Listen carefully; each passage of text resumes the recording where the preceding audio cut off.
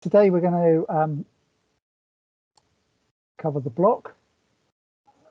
So Rule 14 of the rules of game, and we will see that as we go through this, as we've done in previous talks, how this rule is totally interconnected with a lot of the stuff that we've already talked about.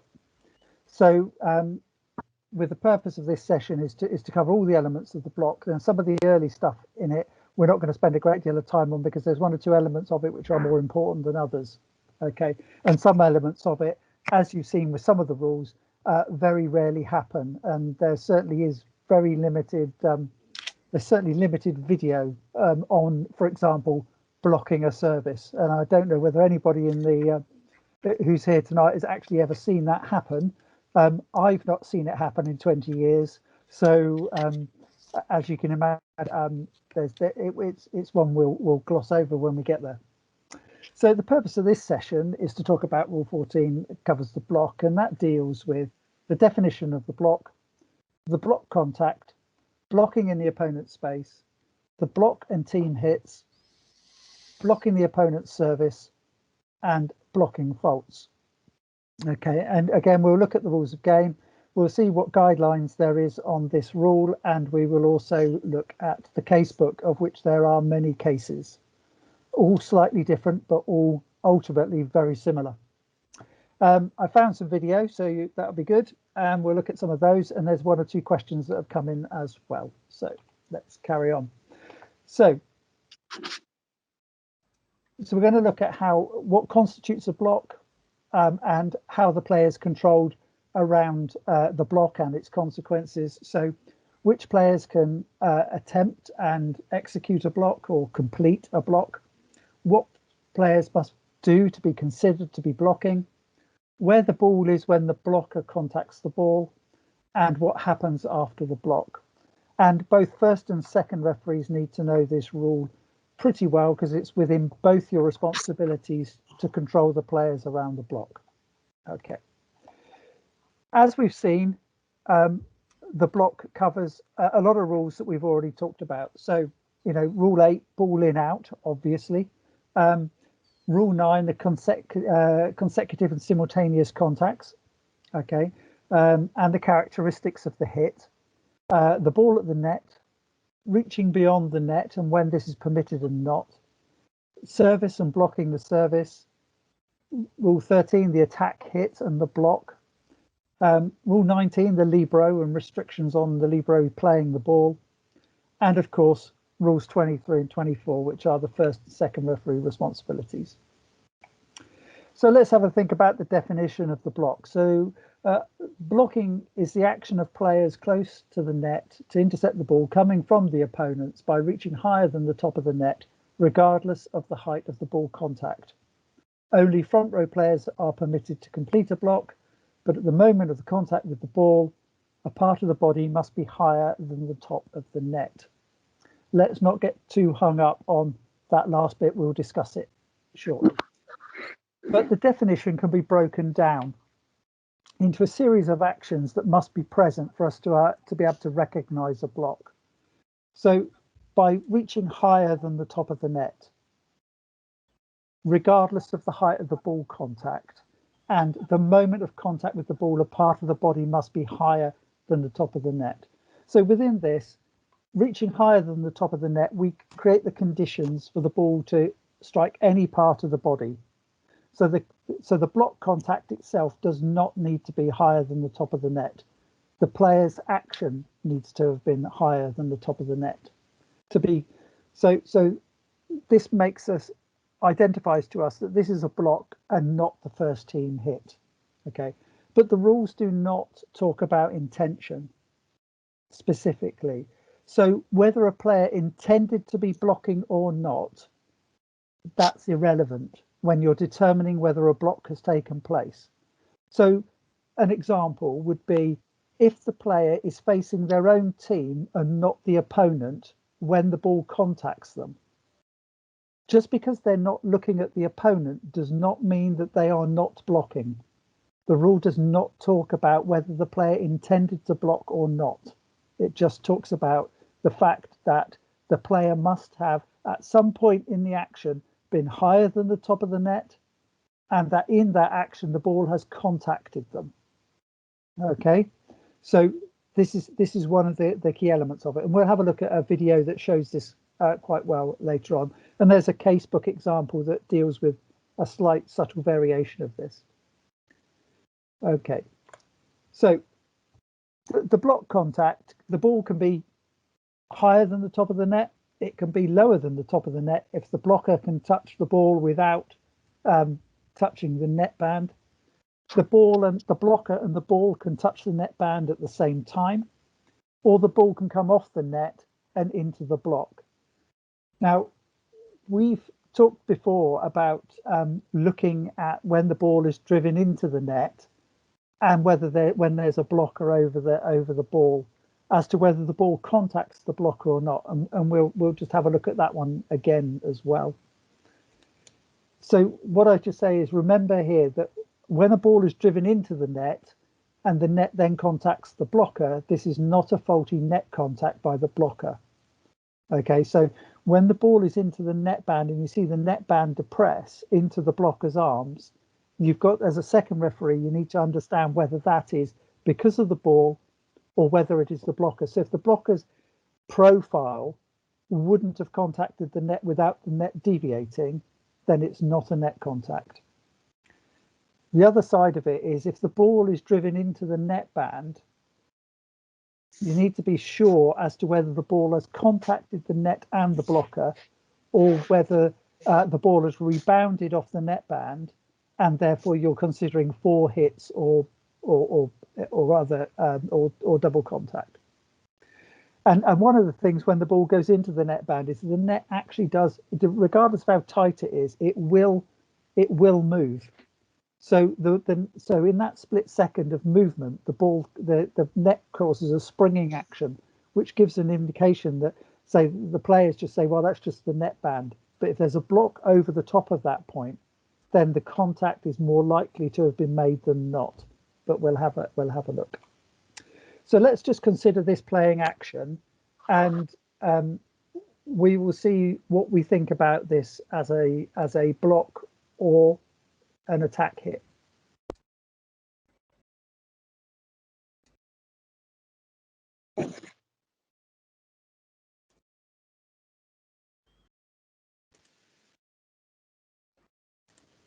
So that's our first look at it. Okay, so when we're looking at this, we think about the conditions of the requirement for a block. So in this case, the defensive player has attempted to intercept the ball. We've got that. They are reaching higher than the top of the net. When they contacted the ball, that contact was not higher than the top of the net, so they're still in the action of reaching, so that's fine.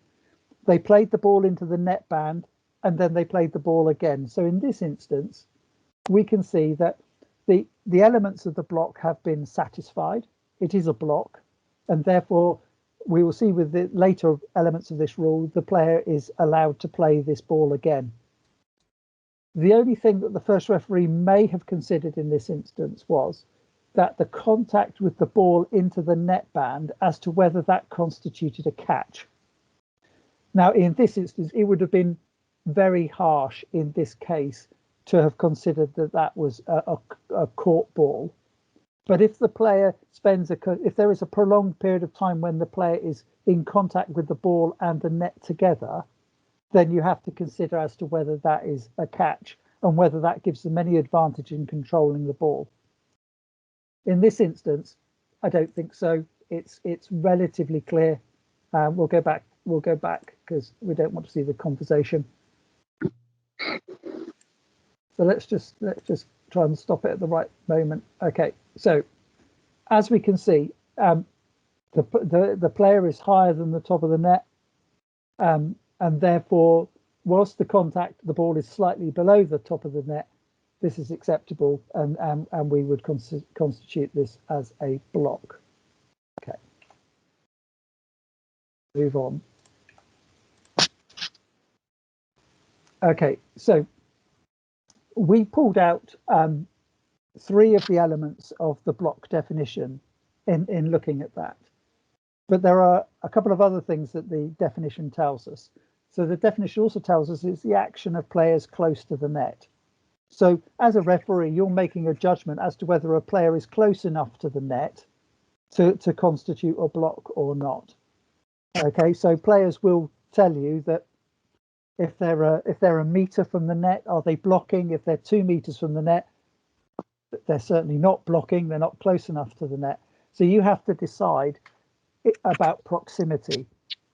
And one of the things that you will notice is that if a team has a history of making lots of net contacts, they will tend to block further away from the net than you would normally expect from a top level player.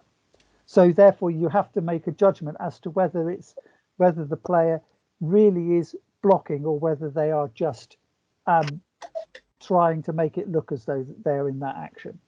The other part of it is that the definition also goes on to say that only front row players are permitted to complete a block.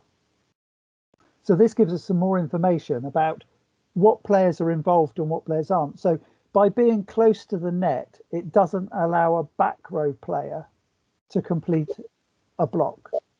But it doesn't say that a back row player cannot attempt a block. It just says that the back row player cannot complete the block. So this gives you a bit more information about what you're looking for when you're considering the block. So let's go on to the second part of this part of the rule and look at the definitions of block attempt, completed block, and collective block.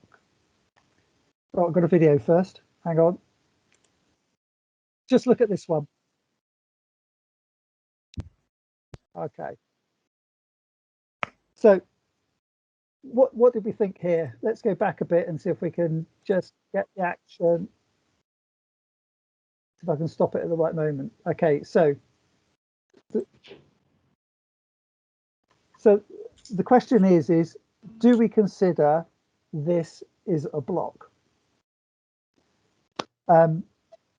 Stuart, can we just open that one out a minute? Yeah, sure. So if anyone would like to unmute themselves or pop their hand up to try and answer that question. I wouldn't regard it as a block, Nick. No, the defending player tried to play the ball across the net, not to block it. Yeah, and Brian, that's my view as well, and I think that it's also the view of the casebook. So good answer.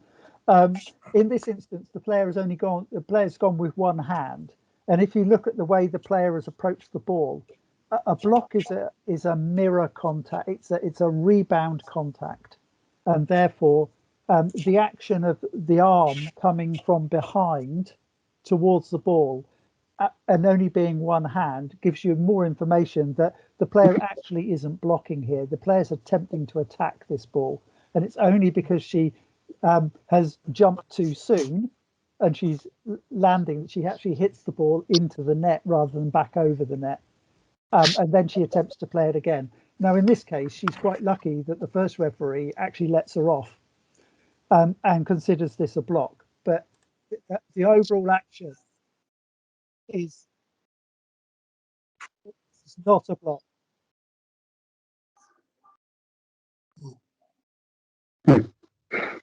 Yeah. So in this instance, this is not a block. Okay. She is correct in some of the elements of the definition, but not in the way that she plays the ball. Okay. So in this case, she's close enough to the net. She's I assume she's front row because we haven't seen anything to suggest she's not front row. But the action, the way she contacts the ball, makes it not.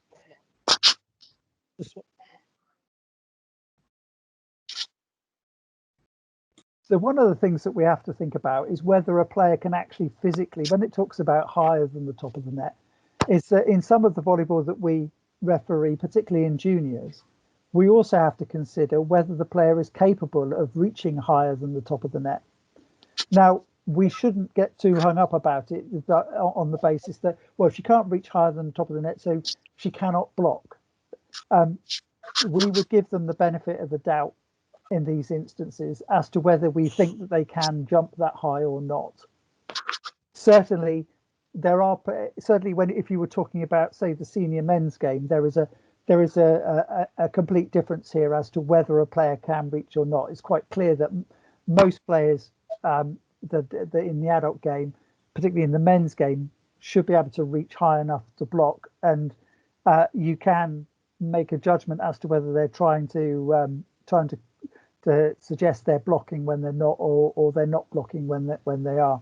Okay, but with juniors, you have to give a bit of flexibility here and assume they can reach high enough.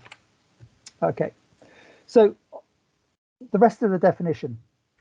A block attempt is the action of blocking without touching the ball, and a completed block is completed whenever the ball is touched by the blocker. A collective block is executed by 2 or 3 players and is completed when one of them touches the ball.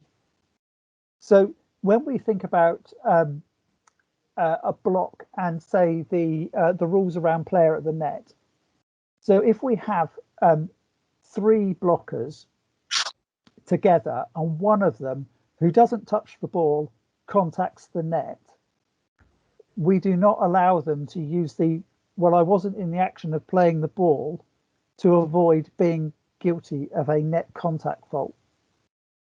They're part of a collective effort. And if you get 3 players together and say the player on the outside is the one that touches it, the player that's nearest the middle of the court can be some distance from the ball, but by the fact that they are jumping together and they are in close proximity, they are collective, and therefore they are all in the action of playing the ball at this point. If you look at the picture here, you can see that 14 and 16 are a reasonable distance apart, but they are a collective block. They are together for the purpose of this element of the rule. So only one of them has to touch the ball for it to be a completed block. So the contact. So Rule 14.2 says that consecutive, quick and continuous contacts with the ball may occur by one or more blockers, provided the contacts are made during one action. So one action is each player's jump and land, ready to make the next play. Okay, so any of that action, they don't actually have to be jumping together. So if one of the players is late to the collective block and arrives when the other 2 players are already in the air, but then jumps into the air, you can still consider them part of the same block. So what this allows for is more than one blocker to contact the ball without the play being considered to be the first team hit.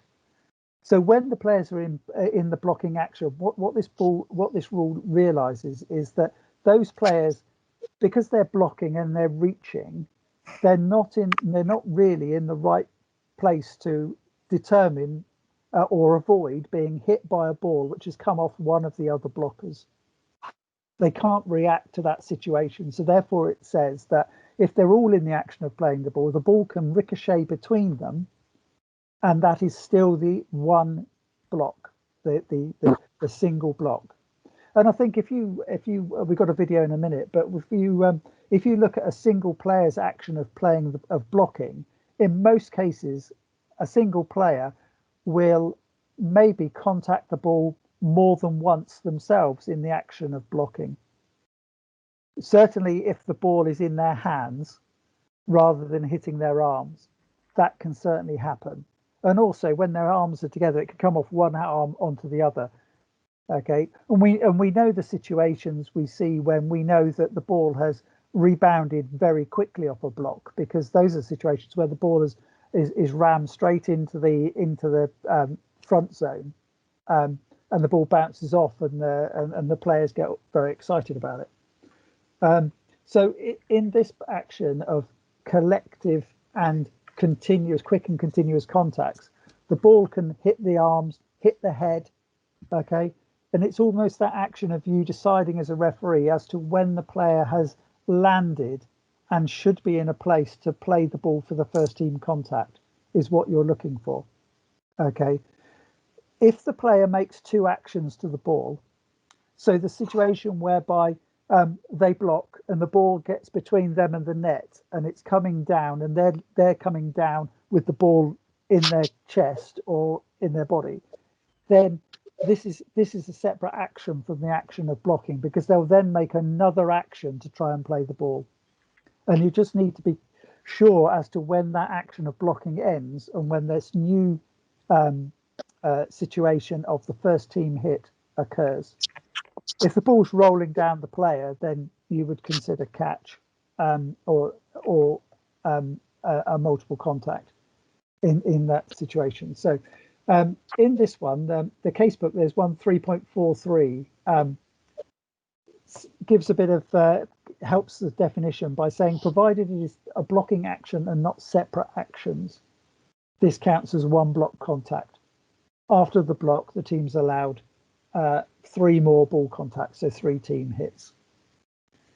Okay, so you're just looking for that difference in action of the blocker. So just look at the hands of the player that actually contacts the ball here, and it's in slow motion.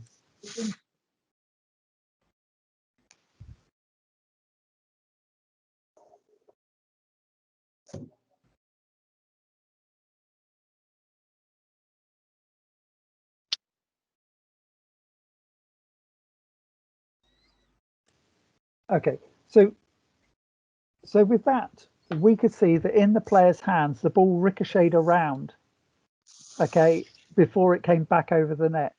Now, in normal speed, this would have been a relatively quick action, but the ball may have given you the impression it was staying with the blocker a reasonable amount of time. But in no way did she change her action to try and either she wasn't catching it, throwing it. She was quite clear about how it was being played. Bear with me 1 second, Nick. Yeah. There we go. I think that was the one. Yeah. Apologies. Okay, let's just have a quick look at that again.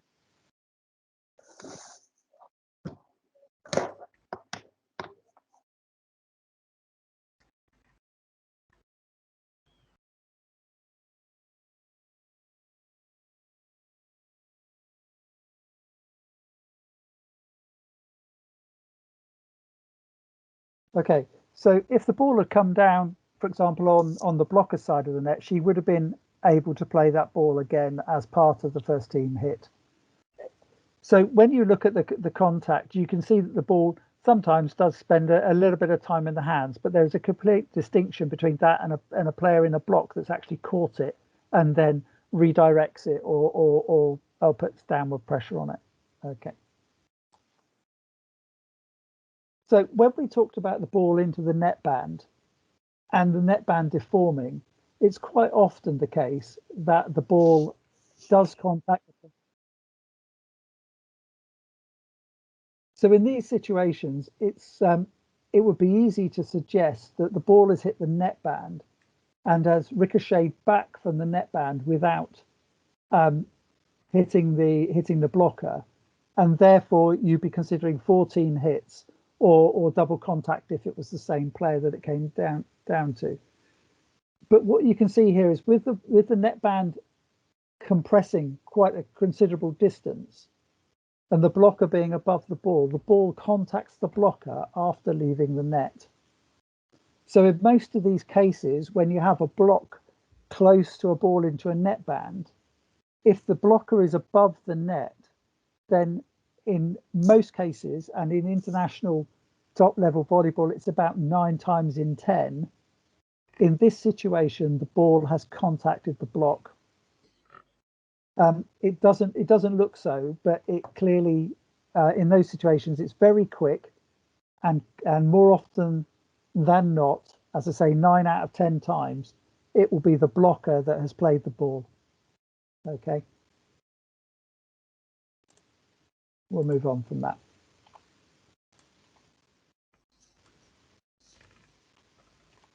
If I can stop it. Come on, move on. Okay. So from the guidelines say that when the ball comes from the opponents, the referee must be able to distinguish between an attack action or a blocking action of the player that plays the ball.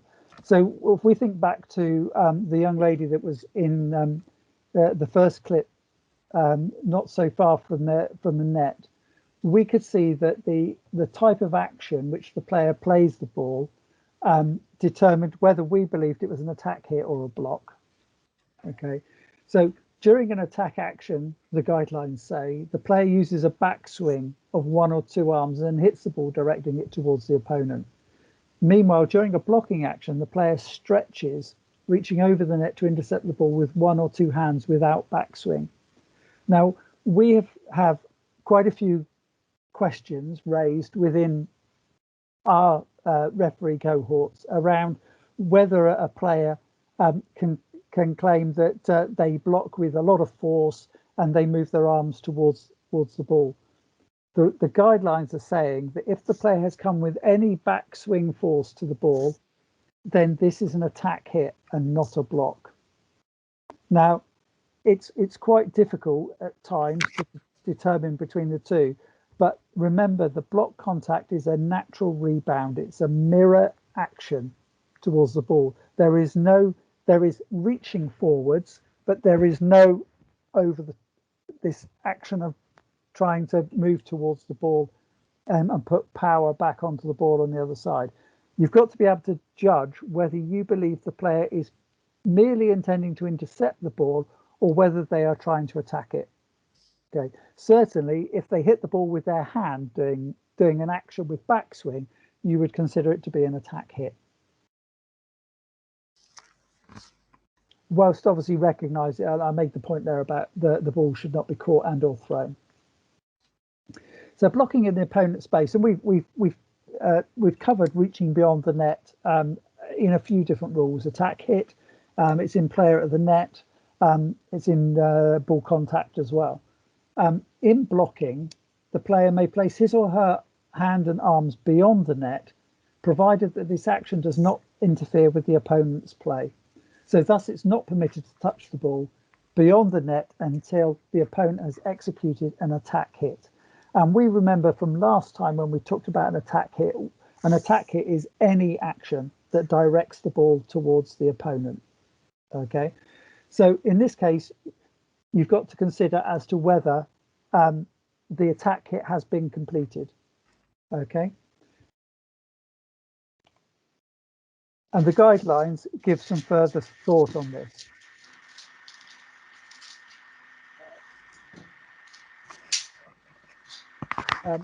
Just the block.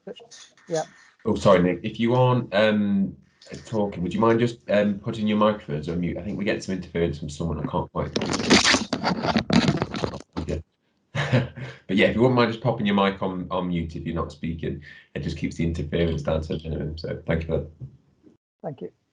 So the blocker has the right to block any ball in the opponent's space with his or her hands beyond the net, provided that the ball, after the first or second contact by the opposing team, is directed towards the blocker's court, and that no player of the opponent team is close enough to the net, to that part of the playing space and the net, to play the ball for a second or third contact. If they are close enough, then you have to determine whether the block contacts the ball before or simultaneously with the opponent's attack hit. Now, that part of the rule is going to slightly change in 22, but for the moment, you're not allowed to contact the ball either at the moment of or before the opponent's attack hit. However, if the player of the opposing team is near the ball, which is completely on their side of the net and about to play it, the blocker may not contact that ball. After the third touch by the opponent, the ball may be blocked within the opponent's space. Okay, provided it's coming towards it. Well, you have to use your judgment, but in most cases, provided it's coming towards the opponent court, you would advise most blockers not to touch a ball which is not going to come towards them, towards their court, because the action of blocking is intercepting a ball coming from the opponents. If the ball is not going to cross the vertical plane of the net, then there's no reason for them to try and intercept it. So it goes on to say that sets and allowable passes that are not attack hits, that do not cross the net towards the opponent's court, may not be blocked beyond the net except after the third contact. Just to reiterate that point about making sure that the attacking team has had the necessary chances to contact the ball. So block and team hit. So the block contact is not counted as a team hit. So consequently, after a block, a team is entitled to 3 hits to return the ball. The first hit after the block may be executed by any player, including the one who has touched the ball during the block.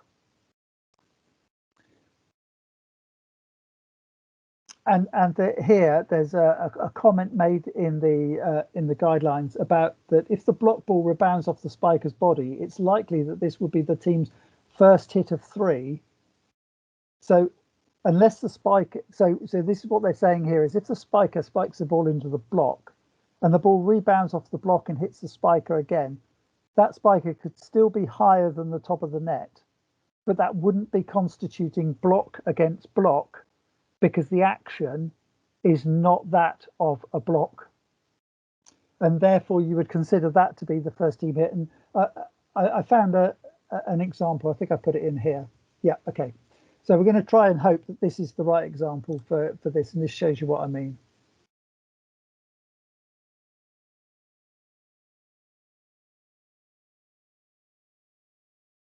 Okay, it goes in slow motion.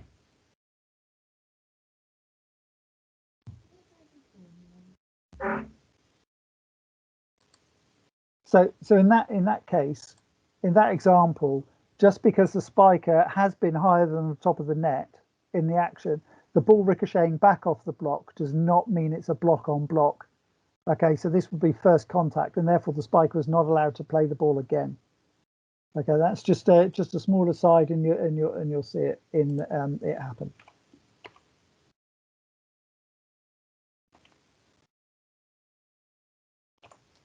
Okay, now consider this one. Okay, a similar type of situation.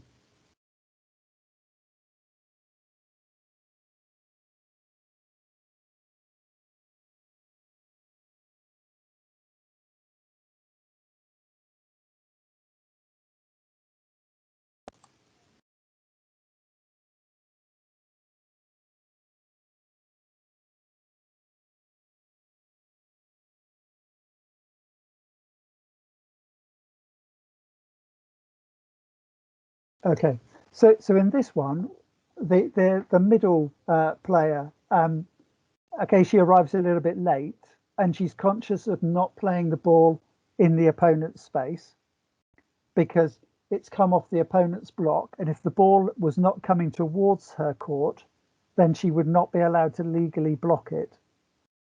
But in this case, she's realized that the ball has come over, and by the time she contacts it, the ball and her hands are below the top of the net. But she's gone through the action of blocking, and she's just pushed the ball or blocked the ball back into the net band. So in this case, the referee has allowed the play to continue because the player has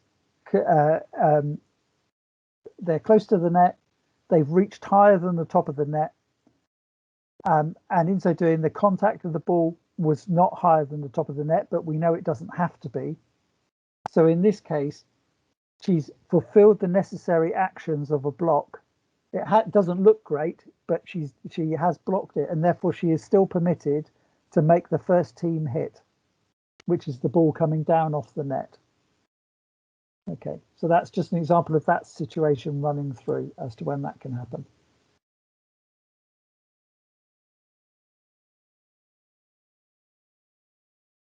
It's not great that it keeps rolling itself forward and backwards, but you can see that the team uses its 3 team hits and returns the ball to the opponents.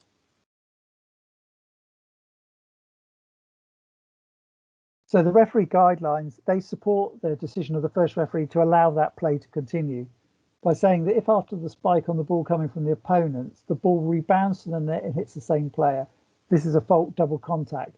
But if the ball is blocked against the top of the net band, the blocker may play it again as the first team hit. The first part of that, what they're saying is that they're talking about the spiker hitting the ball into the net and the ball coming back off the net, and then the spiker playing the ball again, which obviously is going to be a double contact. If it was a different player, it would be 4 team hits. They're just giving an example of the 2 differences between whether a spiker has played the ball into the net and whether a blocker has played the ball into the net. Okay, blocking the service, the simplest element of the rule. To block an opponent's service is forbidden. Okay, and they've provided a comment on this which says that this is whistled and signalled at the moment the ball is contacted. At this moment the block is completed. Do not wait to see where the ball goes. It's largely irrelevant, as I say, because I've never seen it happen. I think most players know that you can't block a service, and in any case, there aren't many services which you would be able to block anyway. So it's a simple one. Just to remind, I suppose this is one of those rules which, if it ever did happen, you might be taken by surprise. But just remember that it is a fault. So we can go on to the blocking faults. Okay, so there are 6. I'm sure you can all reel them off really quickly. The blocker touches the ball in the opponent's space either before or simultaneously with the opponent's attack hit. A back row player or Libro completes a block or participates in a completed block. Blocking the opponent's service. The ball is sent out of the block. Blocking the ball in the opponent's space from outside the antenna. And a Libro attempts an individual or collective block. So notice the difference between the second clause, where it talks about a Libro completing a block or participating in a block, and the last one where it says a Libro attempts an individual or a collective block. In both cases, in order to do the first one, the Libro must do the last one. So I think it's in the wrong order, but those are the main ones. Now, within these faults, we're not going to talk about blocking the opponent's service because there's nothing more to say about it. The ball is sent out of the block. Well, yes, we know that a ball coming from the block is one of the ways, it is the moment at which the defensive team can make a multiple contact on the ball. So theoretically the same, the ball should be either in or out, and any other rule comes into play. And also the rule around blocking the ball in the opponent's space from outside the antenna, I've only ever seen it once. It was in a European League men's final, Montenegro versus Greece. And it took me a moment to realise what I saw. But luckily I did recognise that it was a fault, that the player blocked the ball with both hands. One of them was inside the antenna and the other one was outside the antenna. So therefore, in this case, that is a fault. Unfortunately, there is no video of anybody else doing this, so I can't actually show you, and I've not been able to find that particular match either. So let's consider playing the ball in the opponent's space. So just consider 2 photographs that we've used before.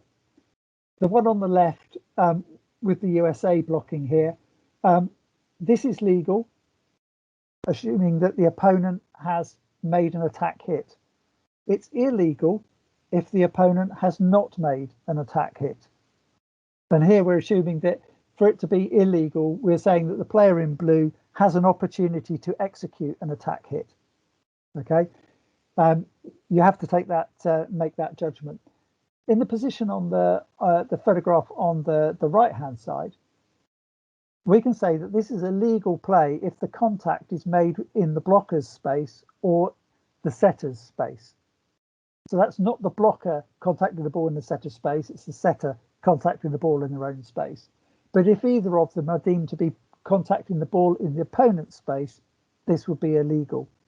So in this case, because the setter is close to the net, if the blocker has penetrated the net plane and is contacting the ball where the ball is still on the setter's side of the net, then this is an illegal block of reaching beyond the net by the blocker. Similarly, the setter is reaching beyond the net if that ball is in the blocker's space. That in that case, the blocker would be legal and the setter illegal. In the first case, the blocker would be illegal and the setter would be legal. This is one of those ones where you make a decision and you decide and you stick with it and you sell it to the teams, but make sure that you have a view as to which way you're going to go with this, as to which one it is. Okay, and you could probably sell both decisions either way.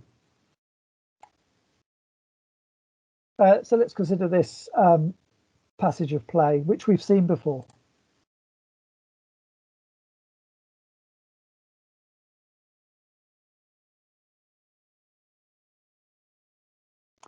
Okay, so if we watch the slow motion of the setter.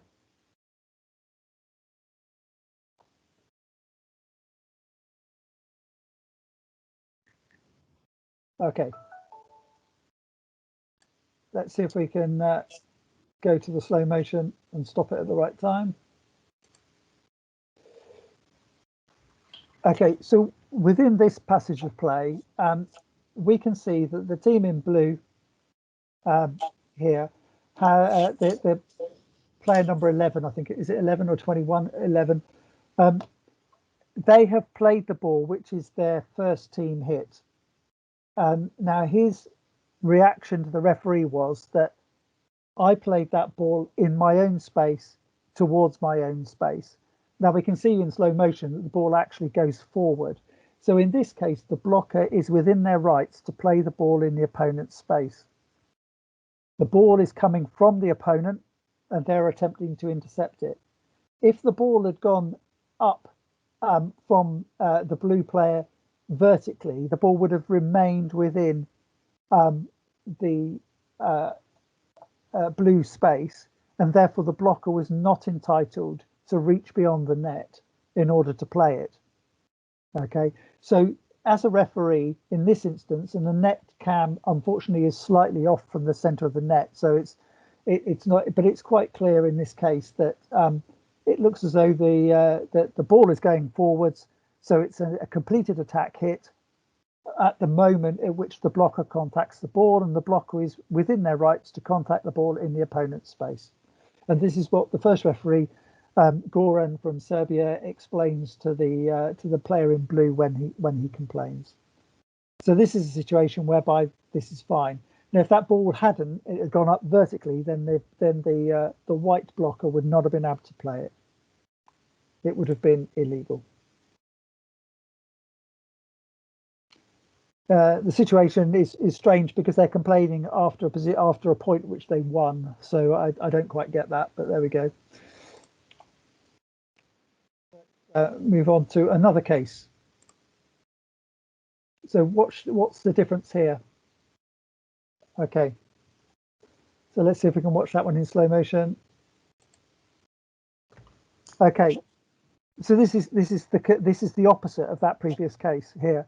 So in this case, the setter number 3 is clearly within their own space. The ball is in their own space, and the action of her hands suggests that she is going to quite clearly play this ball as a second team hit towards the player at 4, and therefore there is no reason why the blocker should be attempting to block this ball. Now, in this case, the blocker, if they were concerned about the setter playing the ball over on the second pass, they should have blocked vertically to make sure that they stayed within their own playing space. But she's reached forward, she's higher than the top of the net, She's reaching into the space of the white team, and therefore this is the fault of reaching beyond the net, and this is a blocking fault by the player in blue and red. So this is the opposite to the previous case. Let's just let it run through again. Let's start it again. Okay, and this is a clear action. She's clearly impeded by the ball. Now, the question that this raises, and it always, and this was all with most of these cases of what if. So what if the blocker didn't touch the ball, or the setter for that matter, didn't touch either the setter or the ball? What if? So is anyone that would want to pop their hand up? I did note there was a few comments about the videos in the chat. Something to pick up after, Nick, if that's okay. I don't know whether it's the embedded ones versus YouTube, where there's a slight difference. Right. Because I can see them for the most part, but there were a few that are a little bit jolty. Okay. So yeah, did anybody want to jump in there? So we got a comment in the chat from Clive. Clive was saying the ball was going to pass over the net. And we've also got a hand up. Lud, would you like to unmute yourself? And well, if she doesn't touch the ball and doesn't touch the setter, then the setter sets the ball normally and there's no fault committed. Correct. Yeah. So in this instance, the attempt of the block is not the fault. It's because the block is completed when the blocker touches the ball, and that's the point at which the fault is committed. So if she attempts to block here, and for example doesn't touch the setter or the ball, and say for example the setter is put off by seeing the blocker there, and just collapses and doesn't play the ball very well, it's not the fault of the blocker. It's the fault of the setter. The blocker is not at fault just by being there. They have to contact the ball to make this a fault. So if the setter's, in this instance, if the setter is quick and understands the reading of the game, they will set the ball straight at the block if the block is anywhere near them and it's in their playing space, because they know that that's automatically going to be their point. What they have to be careful of is if they make the contact is poor and the ball starts to go towards the opponent's court, then technically it could become an attack hit or be construed to be an attack hit. So in this instance, it's quite clear the ball was never going to be an attack hit, and therefore the blocker contacted it and it's a fault. If the blocker had not contacted the ball, then no fault would have been committed and you just allow play to continue.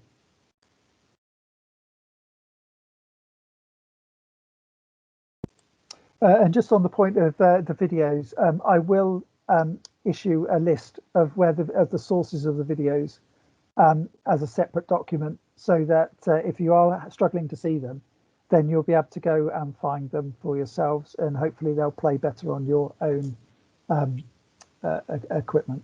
There was just a comment on that, Nick. There's a suggestion that Mark was making. I think because they freeze and jump in different places as a short-term thing, it might be advisable to play them twice, because then you almost get to see the parts that skip the first time. So a suggestion. I'll play them through that. Okay. So this is just a reminder of the connected rule between this one of blocker in the opponent's space and the rules around attack here and all around player at the net and reaching beyond the net. Okay, it's the same signal, signal 20 as the fault. Same as rule 11.4.1. A player touches the ball or an opponent in the opponent's space before or during the opponent's attack hit. And the blocking rule, the blocker touches the ball in the opponent's space either before or simultaneously with the opponent's attack hit. Okay. Now, before we go on to the Libro, I haven't put in here the rule around the joust, 9.1.2. We've discussed it a couple of times. Okay, this is where both blockers contact the ball simultaneously. I probably should have put it in here, but I didn't. So in that instance where the two players contact the ball simultaneously, they're above the top of the net. then we just need to remember what happens after that point. So if the ball, for example, goes out on the side of team A, then the fault was committed by team B. If it goes out on the side of team B, the fault is committed by team A.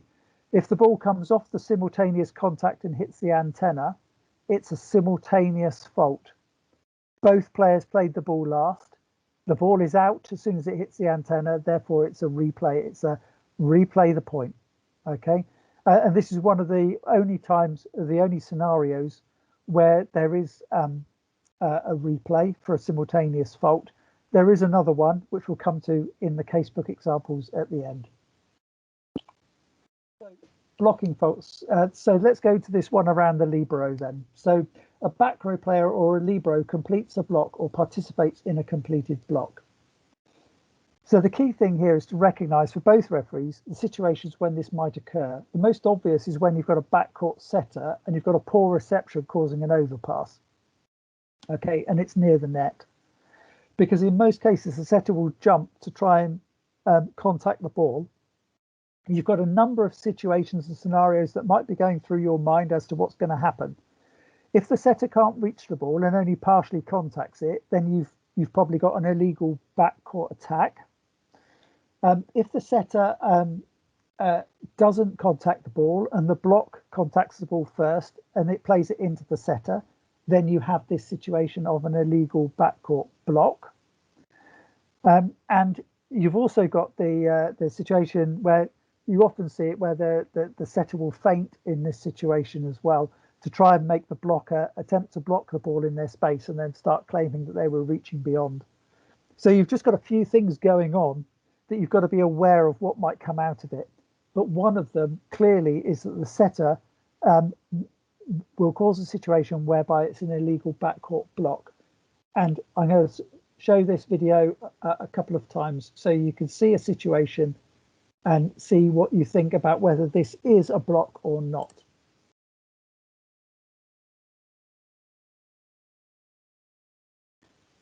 So number 12 for Zenit is a backcourt setter.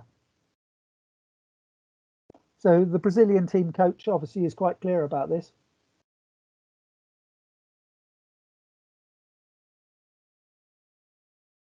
Okay, let's just run it through again.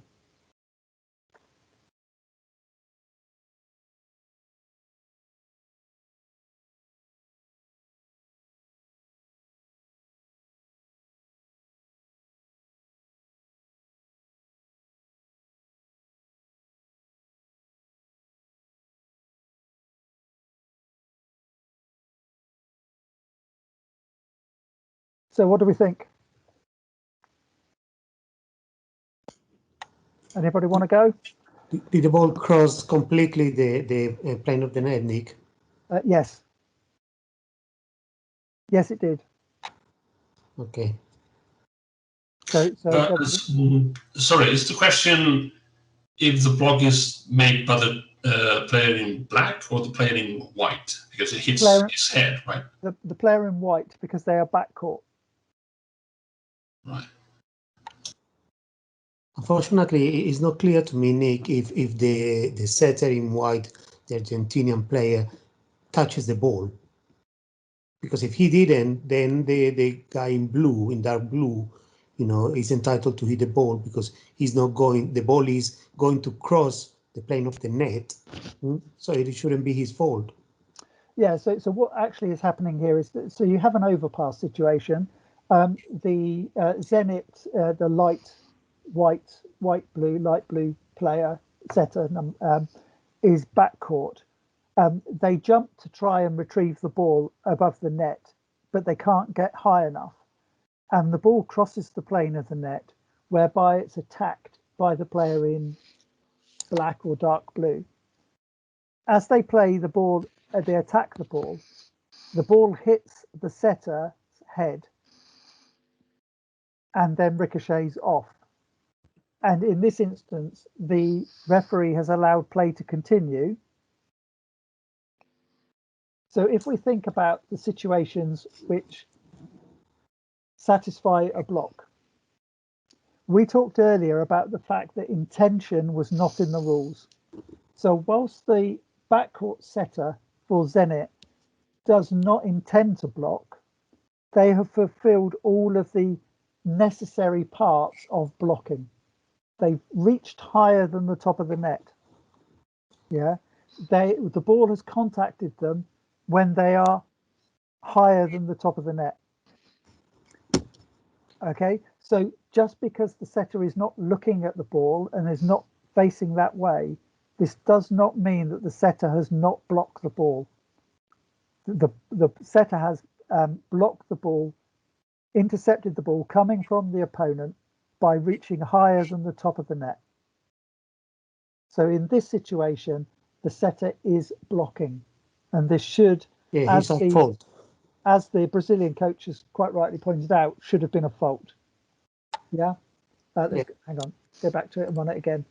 So if I can, so you can see the initial reach is the reaching higher than the top of the net, and then the contact, the setter is still higher than the top of the net when the ball contacts them.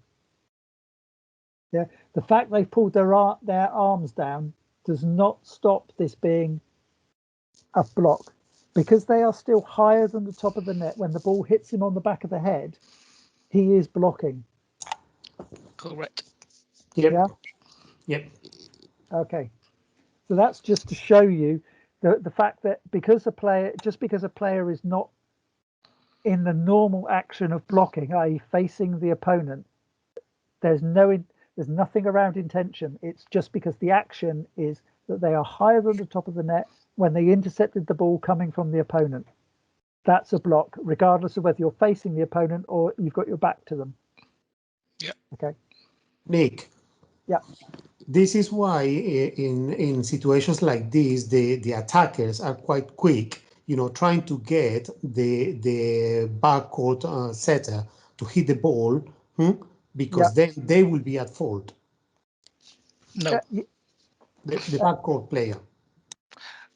Yes. So in this instance, that you're because the ball is quite high here, you've got all of those things going through your mind. You've got this thing. If the player contacts the ball, they're going to have to be pretty agile to keep the ball in their own space.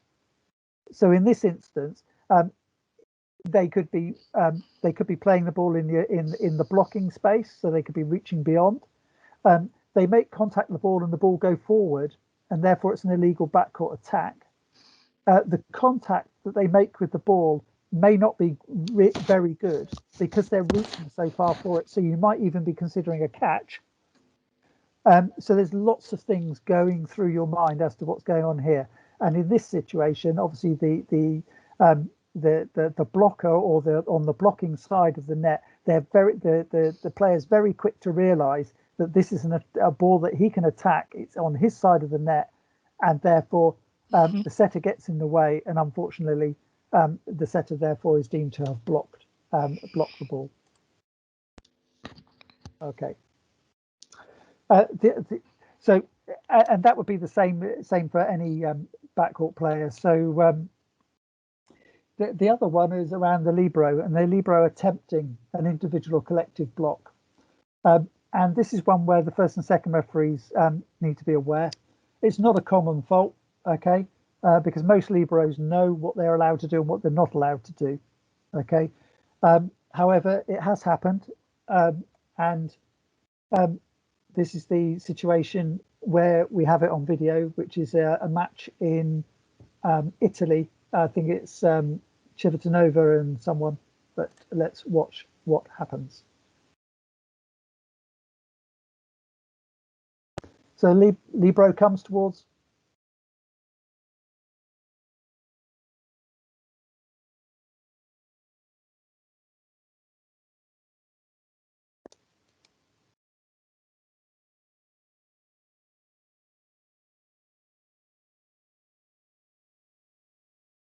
So this is a situation whereby the first referee has made an instinctive call that this is a fault. Let's watch it in slow motion.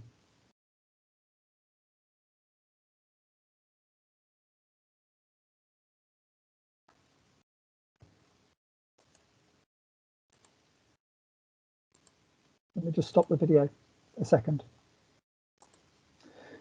So this is a situation where the first referee has made an instinctive call that the Libro has attempted a block. The Libro has said, no, no, no, I was not reaching higher than the top of the net, so I could not be blocking. And it has persuaded the first referee that they were mistaken. Okay, let's have a look at it through again and then make up your own mind whether the Libro fulfills the necessary definition of a block.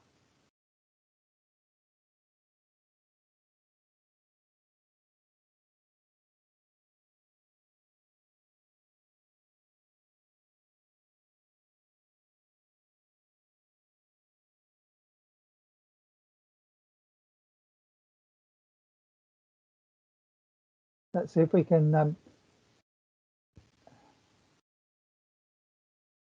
get the slow motion again.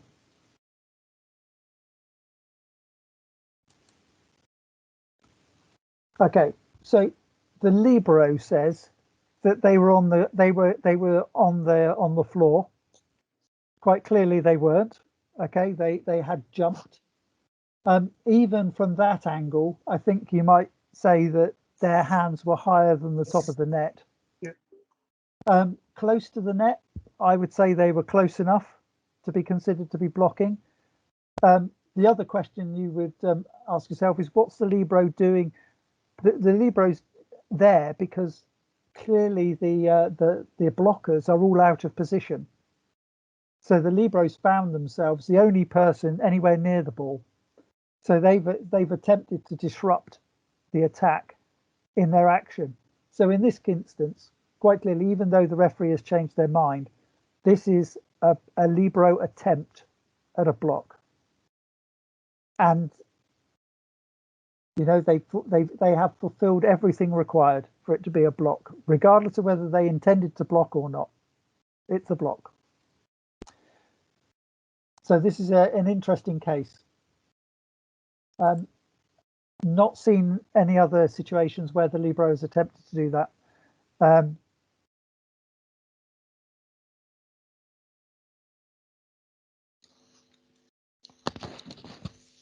Nick. Yeah. Can the Libro jump without the hand raised, so he would never above the net? Yeah, absolutely. So if then he can disrupt the attack. Yes. So if the Libro had not raised his arms, he wouldn't have been above the top of the net, and Correct. therefore it wasn't a block. Correct. So if the Libro wants to try, yeah. If the Libro wants to jump with their hands by their side, and run the risk of getting smashed in the face, then they that's their job. Yeah. That's their prerogative. Yeah. So in that instance, if he'd have placed his hands in front of his face, again, he wouldn't have been higher than the top of the net. I'm assuming the Libro, he didn't look as though he was tall enough to be able to just jump a few inches off the ground, and his height actually take him above 243. So in that instance, yeah, absolutely. The same as the backcourt, correct? Yeah. They can raise their hand in the backcourt. So yeah, if they're backcourt, they can raise. If it's a backcourt player, not the Libro, then in that instance, if that had been a back row player, that would have been a legal play because the Libro or the blocker did not contact the ball. So in that instance, a back row player could step in there and jump, as long as they didn't touch the ball, it would have been fine. Yeah. So in that situation, the back row player might, for example, try and get the attacker to hit the ball slightly higher or whatever, and therefore may hit the ball out rather than get it in the court. So in that instance, they might be taking a risk, but it might be a calculated risk that they would that it would only be a block attempt and not a completed block. Correct. Yeah. Thank you. Okay. So that covers the elements of the rule. So there are quite a few casebook examples, and also a couple of interesting elements to that come into when we consider this particular rule. So what we're going to do is I'll deal with the question that I was sent today first, and then we'll look at two situations which you need to know about, which are around blocking, and then we'll look at the casebook examples when I will expect somebody to hopefully come up with the casebook answer, and those that are clever of you to have the casebook open in front of you will be able to do that quite easily. Okay, so question from a referee, one of our colleagues, that said, on various occasions I've seen a player mistime their block and end up contacting the ball with the ball and the player below the top of the net. I've subsequently blown 4 touches after 3 subsequent hits from the same team. Should we as referees let the team know that this has been counted as their first touch? So this is the case whereby we have to decide when the player is blocking, has stopped blocking, and when they haven't. Yeah. So the fact that the player has mistimed their block does not alter the fact that they have attempted a block. Okay. Now, if that player has landed and then they reach up to so they jump far too early, they land, and then they reach up again to try and play the ball, you could argue as to whether that second action is a separate attempt to block or whether it is a first contact. If they're a little way off the net, in that instance, you would probably assume that all they're trying to do is to intercept the ball so that one of their other players can play it. If they're close to the net and they're able to jump up again, then you've got to decide whether that second attempt is a block or whether it's not a block. Okay. What this sometimes occurs is the player's block and the attacker, seeing the block coming, tips the ball rather than spikes it. So the ball comes relatively slowly over the net, by which time the blocker has landed and may still have their hand in the air, at which point they contact the ball. You have to decide, has that block action finished? Yeah. So if they've, in my view, is if they've landed and it's a tipped ball, they just push their hand up again to try and hit it. That's a first team contact for me. If they've landed and they then jump up again, then you can determine, well, this is another block, another attempted block, and therefore you can let it go. So it really depends on how you believe the player has played the ball. The second one is to think about as the guidelines talk about, as to whether the player has literally attempted to reach or whether they have made a swing action towards the ball, rather in the same way that we saw with that young lady at the beginning about whether she was blocking or not. So in that instance, you have those things to discuss. Do we need to tell the players as to whether it's a block or not? No. The referee's job is not one of pragmatism. You're not there to explain every situation to the players. They've got to be able to recognize that situation themselves and decide whether in their minds it was a block or not as a team. Remember, as that famous rugby referee once said to the England team at Twickenham, he's a referee, not a coach. And you're not there to coach the team. Otherwise, you would be doing so for all sorts of faults. Yeah. Now, you can explain the situation to them and get them to understand it afterwards, after the fact. And there are some faults whereby you might try and be proactive and stop the fault, like a player standing off court, for example, at the point of service. You can tell them, get on court. Yeah. But there are other faults like this one where you hope the team will be able to recognize the situation themselves and determine as to whether they have been blocking or not. So the answer as to whether you should tell them, no, absolutely not. It's not your job in the middle of a rally to try and explain what's going on.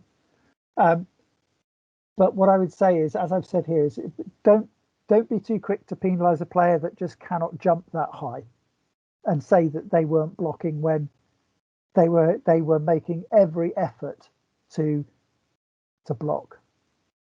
Okay, and I know we said earlier that intention is not part of it, but you can understand a player that can actually reach the top of the net, and those that are making every effort to do so. Now, some players you'll get to know pretty quickly whether a player knows that they can't jump that high, and therefore is telling you every time, well, I'm not blocking because I can't jump that high.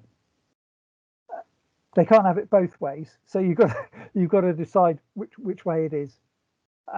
So yeah, good question, but no, you shouldn't be trying to explain during after the fact when you've decided it's 4 hits.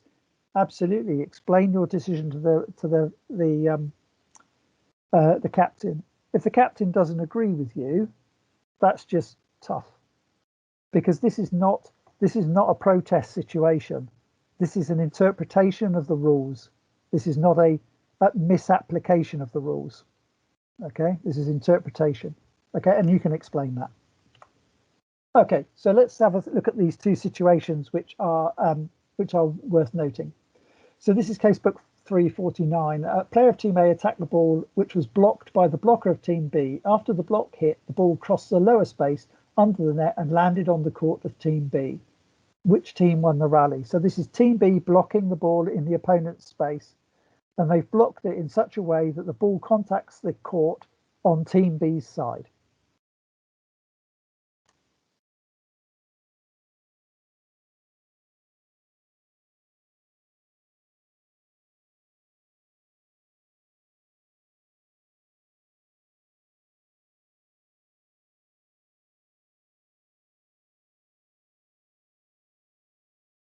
So they've challenged.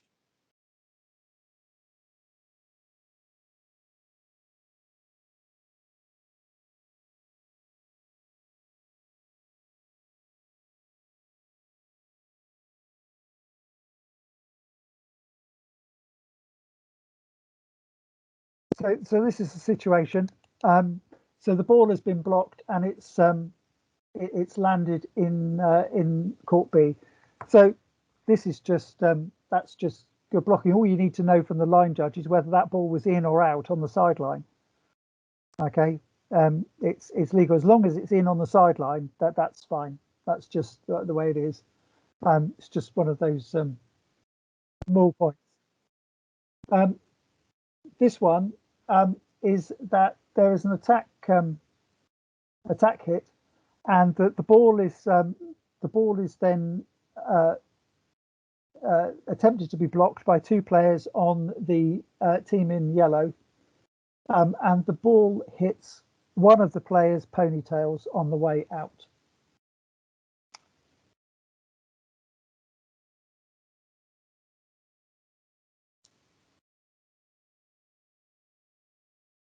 So the ball is clearly out.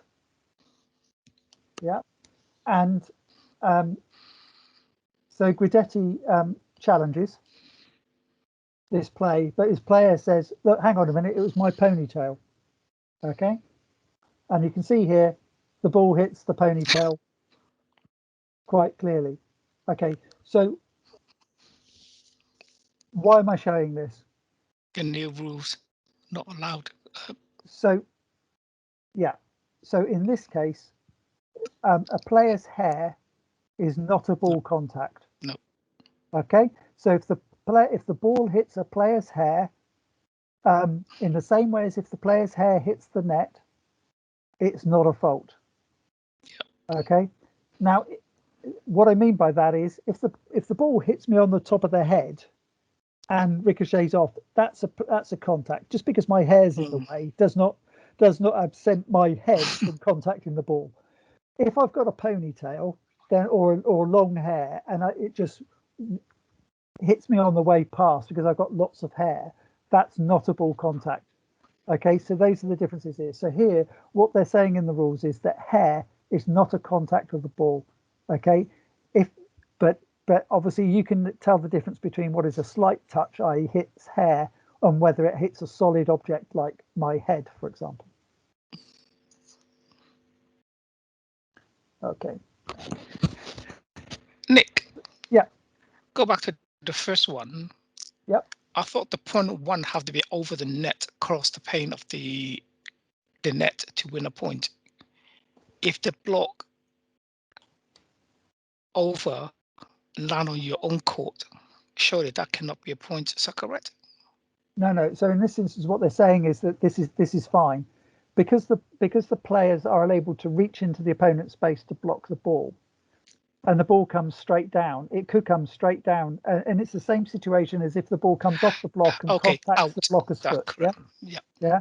So if the ball is blocked and it's blocked vertically down, and then it hits the blocker's foot before it contacts the floor, then this is not a fault either. Just because, as long as the contact with the ball is okay in the opponent's space, i.e., after an attack hit has been completed, and that the blocker has not touched the net or anything like that, then this is legal. It's just one of those things. So the point toward the blocker. The point is going to the blocker. Yeah, absolutely. Right. Yeah. Ball is in. Even though the ball in their own court. Yes. Correct. Okay. I think the confusion there, Nick, is it's not obvious, or it doesn't make it clear in the question that the blocker was blocking in the opponent's space. Okay. I read that first as though, it's blocked, it's come down his side of the net and it's gone under the net, so how come they've won it? And then I realised it's blocked in in Team A's space and then came down and went under the net. Yes, absolutely. So in this instance, this is the point at which you've got to be very watchful of the block contact and determine which side of the net the ball's come down, because sometimes it comes down very quickly, and it's not immediately clear which side of the net the ball is, whether it's come between the blocker and the net or whether it's gone down the opponent's side of the net. And this is one of the ones where sometimes you just need to take that little few moments just to think, I'm absolutely certain the ball has come down the opponent's side of the net, so the block was legal, and it's not come down the blocker's side. So I think that's where, let's show this one again just to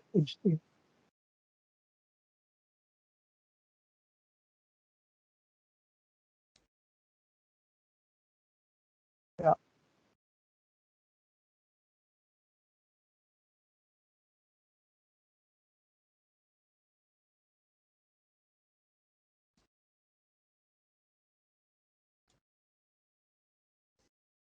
Let's go to the slow motion.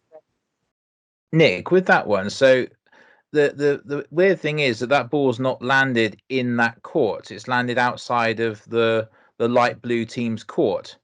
Yet it's still given the point to the darker blue team. Yeah, because the essence of this is that for that ball to be out, which is crossing the space under the net, then you're saying that the team, the ball has been out by a player being able to play the ball over the net and then get it back underneath the net, and that should be out.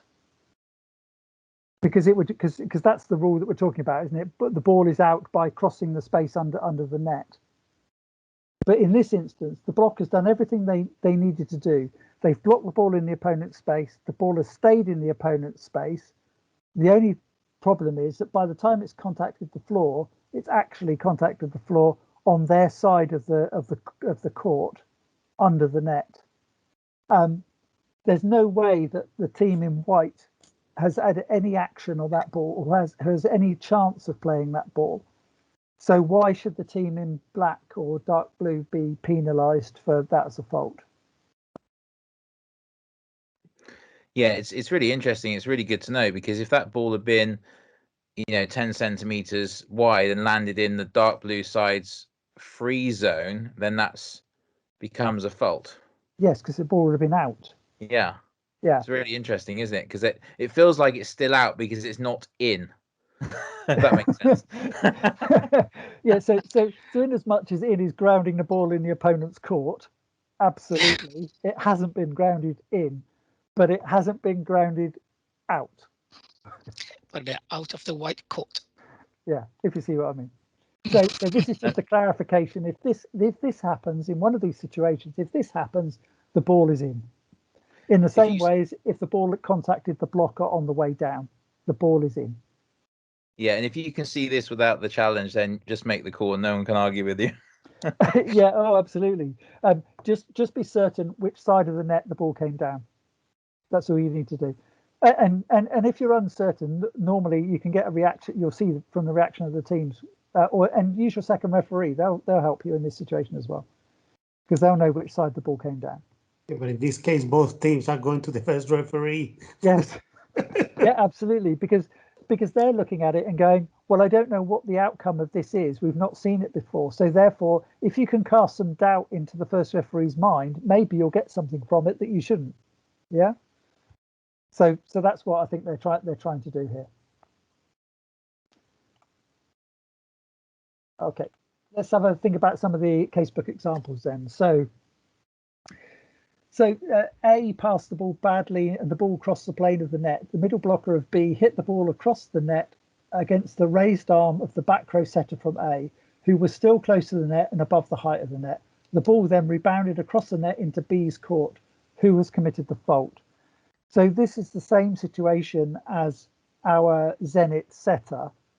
However, in this case, the ball has hit the setter and then come over the net and rebounded into B's court. So it's been attacked or blocked back and into B's court. But the block on the A side was of a back row setter. So in this instance, the block was, Steve, you still a hand up from last time, or? I think it was. Sorry, yes, still from last time, sorry. Okay, so in this instance, obviously the block is legal, but the setter is illegal because they are back row. Okay, even though they're not intending to play the ball has hit them close to the net and above the height of the net, so it's a block. Again, there's no intention mentioned. Okay. So 3.38 is it legal for a blocker to reach over the net to block an opponent's setting action? Yep, as long as you don't touch the ball. Rita, you got your hand up there as well. Would you like to jump in? It depends on where the ball's going once the setter's trying to play it. If he's directing it towards the net, then it's legal, and if he's not, then it's interference. Absolutely. Absolutely. So if the ball is not going to penetrate the plane of the net, then this is reaching beyond the net. If it is, then it's a completed attack hit, and therefore the blocker can block it in the opponent's space. Okay, 3.39, a player of A blocked the attack of B, then the middle blocker of B blocked the block of A. Is it legal to block a blocked ball? It's like one of those tongue twisters, isn't it? So is it legal to block a block? Yes. Absolutely. That's all you really need to do. Say is, yes, it is. Okay. So then we got 340. The ball was blocked straight down just before the ball landed on the opponent's court. The ball slightly touched the penetrating foot on the ground of one of the blockers. The first referee ruled a successful block. Is this correct? Yes. Yep, absolutely. So this is the same situation as the ball landing in their own court. Hitting a blocker on the way down is not a fault. Yes, absolutely. Okay. So a ball blocked by the legally penetrating blocker of Team B flew some meters parallel to the net before a second player of B hit the ball with a blocking action down onto the floor of Team A. The ball never penetrated into the airspace of B. It says, who gets next service, or was there a fault committed? So this is a legal blocker. And then before the ball has come back into B's playing space, it's been blocked again by another blocker from B. So, Nacho? Oh, sorry, go on. Yes, sorry, Nacho, yeah, carry on. I think the second touch of, the second player of B has committed a fault. He's not allowed to touch the ball on the opponent's space. Absolutely, that is correct. Okay, so this is the situation whereby in order for it to be a block, it's to be intercept the ball coming from the opponent. So in this case, because the ball stayed within A's playing space, it never became an attack hit. So your block cannot become an attack hit if you're playing in the opponent's space, because there is no attack hit. There's no need. There's no interception going on. The ball has stayed within A's space, and therefore the ball should just be allowed to land. The blocker should have known that. They should have just let it go, or one of their teammates should have told them, just leave it. It's a simple case of reaching beyond. Okay. Can an attacker hit the ball coming from the reception of his or her teammate with both hands in a blocking action, directing the ball to the other side of the net?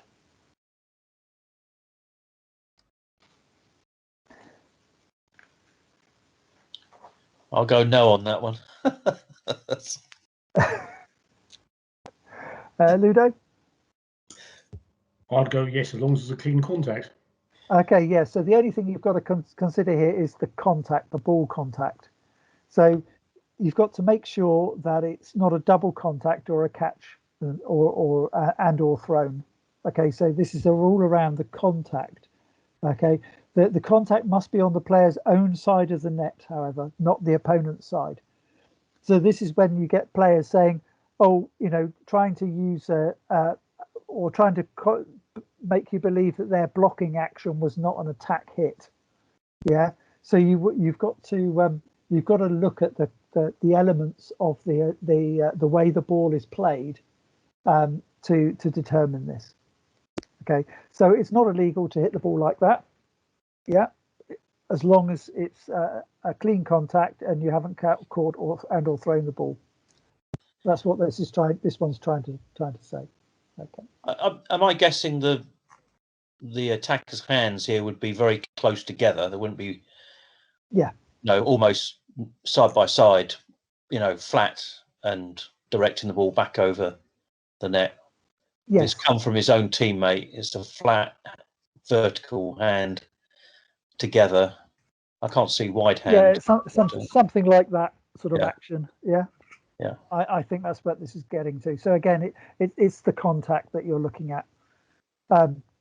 It's an ill-advised attempt to play the ball, because in most cases you might be thinking of double contact almost immediately you see it, because you have to decide whether they then hit the ball with one hand or whether it hit both hands and all that sort of stuff. But in that instance, hopefully we don't see that too often.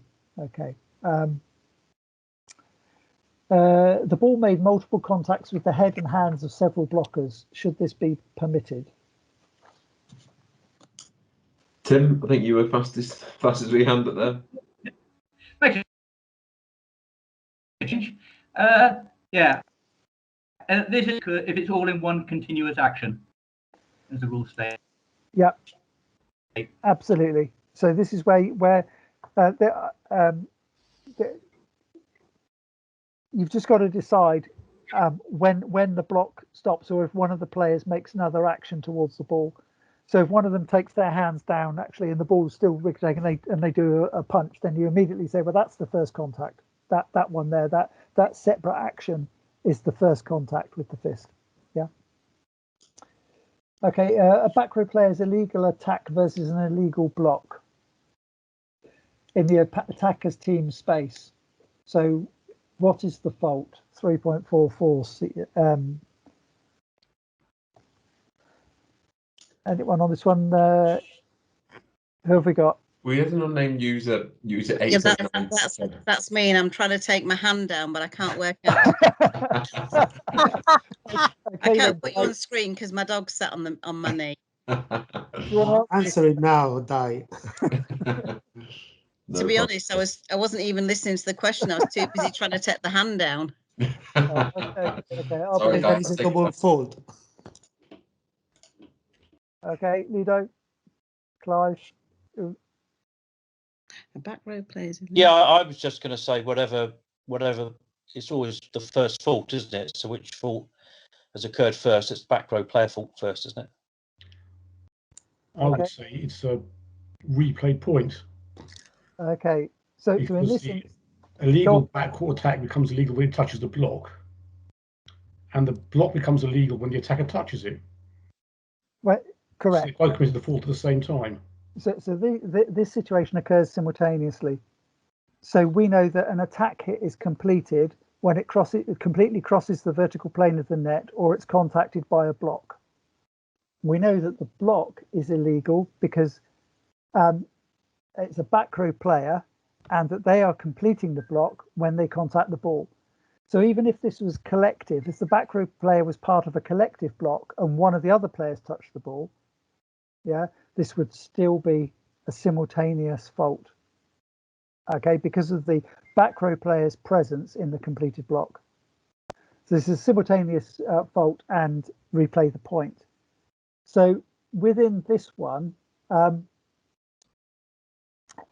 what other situations can occur? So if you think about it,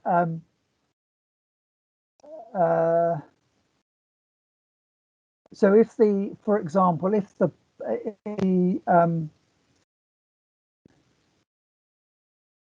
no, I'm just trying to think of something else. So let's just move on from that. Otherwise, I'll tie myself in knots as to what I was trying to think about there. Okay, so this is the other simple situation of a simultaneous fault, like the joust. There aren't many of them, but this is point. Oh yes, I've got it now. What I was going to say. Okay, what if it was a back row player's illegal attack, and that the only player on the other side that was anywhere near and attempted a block was the libero, and they didn't actually touch the ball. So in that situation, which fault comes first? Steve, I think you were fast as though your hand up. I'm going to say it depends when the libero attempts to block, because an attempted block is illegal by the libero. So if the libero jumps and attempts to block before that ball crosses the plane of the net, then it would be the libero at fault. Whereas if it crosses the plane of the net before the libero jumps, then it would be the attack fault. Absolutely correct. Well done, Steve. That is exactly the situation. So the libero's attempt is a fault as soon as the libero begins the attempted block. So as long as the ball has not crossed the plane of the net, at the point at which the libero starts to jump, then the libero commits the fault first. And that is exactly what Steve said, which is good. So I didn't catch you out with that one either. Right, I'll have to see what else I can find. Can we call a video check on that? Apologies. Apologies, Steve. Sorry, I've just ejected you out of the meeting, Steve. So apologies. You just had to I got the answer right and got booted. How rude. Apologies. I did not mean to do that. That's the way to do it. Okay, so a back row player is separate in distance from a collective block and lower than the top of the net, but is hit by the ball. Is this an illegal block?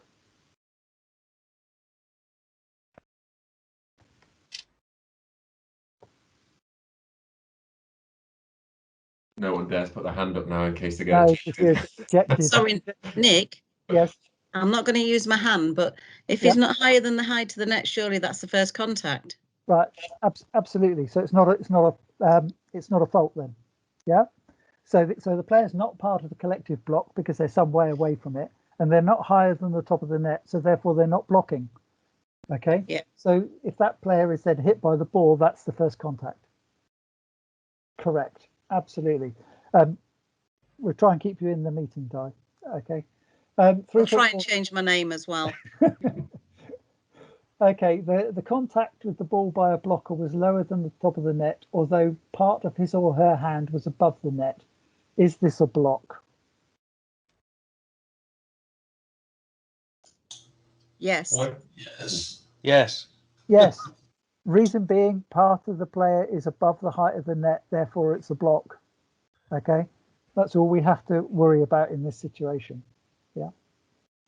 Okay, a blocker hit the ball when he had already come down from his jump and his whole body was lower than the top of the net. When he hit the ball again, the referee called a double contact. Was this correct?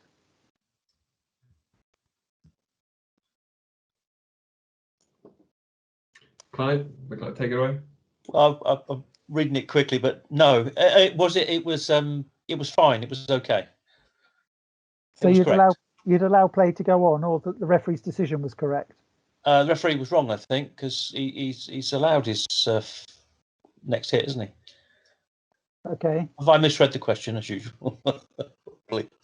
Yeah. So what it's suggesting is that the ball has contacted the player twice after he's landed from his jump. Well, after he's landed. Yeah. So that's after the block's ended, then, isn't it? Correct. So that would be a fault then. Yes. So absolutely. So in this situation, the referee is correct because the player is no longer blocking. They have no part of their body above the height of the net. They've landed from that block attempt. So as soon as they've landed and they're not higher than the top of the net and the ball hits them, that's the first team hit. Okay. So the second action to try and hit the ball again is a double contact. In that case. Okay. And then we've got here's the one that I talked about earlier, the illegal back row player versus attempted Libro block. So we don't probably need to consider that one again. Okay, so this is an interesting one then. So two players tried to block an opponent's attack and jumped to the net. Between them, the Libro also jumped, but didn't reach at any time with any part of his or her body higher than the top of the net. Nevertheless, the second referee whistled this as a block attempt. Was this decision correct?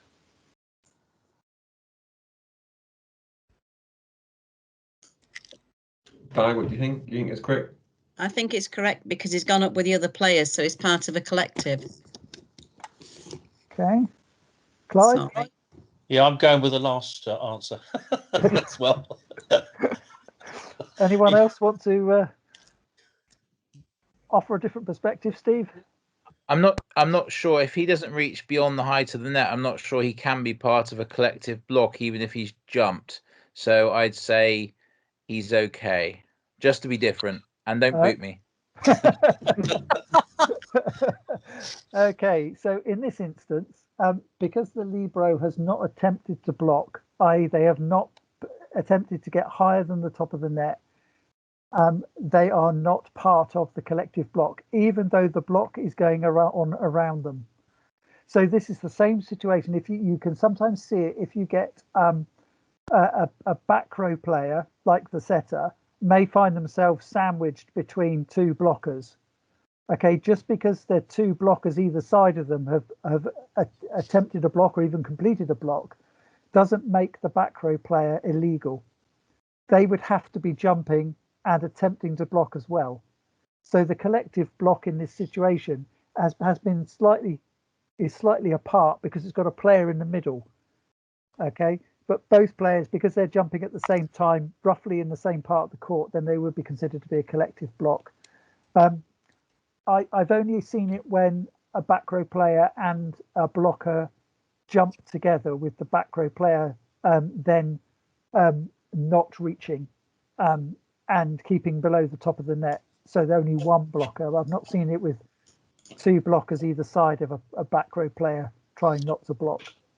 But it just at least gives you an understanding about the importance of fulfilling the elements of the definition in terms of block. So reaching above the height of the net is absolutely key as to whether a block attempt has been made or not. Okay. But Nick, surely we're saying here the Libero is actually jumping. Yeah, but if the fact, we all know Liberos tend to be short asses. They can't, a lot of them can't reach it, but he's still jumping, so therefore he's still part of that block as a collective. So I'd go with Di's statement saying it was a block attempt by the Libero. And it's in the middle of the block. And he's in the middle, yeah. The fact he's actually jumping, you get people that stand stock still, and you quite often, as you say, see it with setters, and they're just standing there with their arms up, looking pretty, because they know they can't jump. But you said this guy's actually jumped. Yeah, so the point for it to be a block, let's say that his hands were by his side. For it to be a block, his head would have had to have gone higher than the top of the net. Yeah, but the other two beside him could have jumped above the net. In a collective block, one of them reaches. They have done. So the two side of him have blocked because they've reached higher than the top of the net.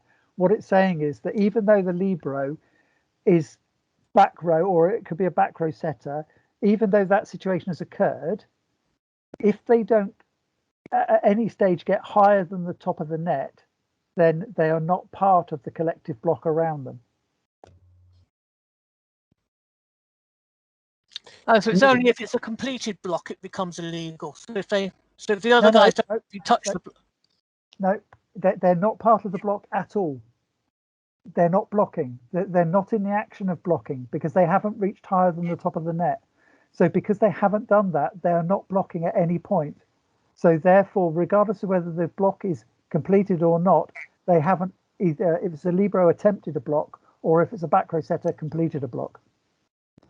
Nick, we are going back to the situation where a Libero had an action as if he was blocking. And I thought that we were clear that that was a fault.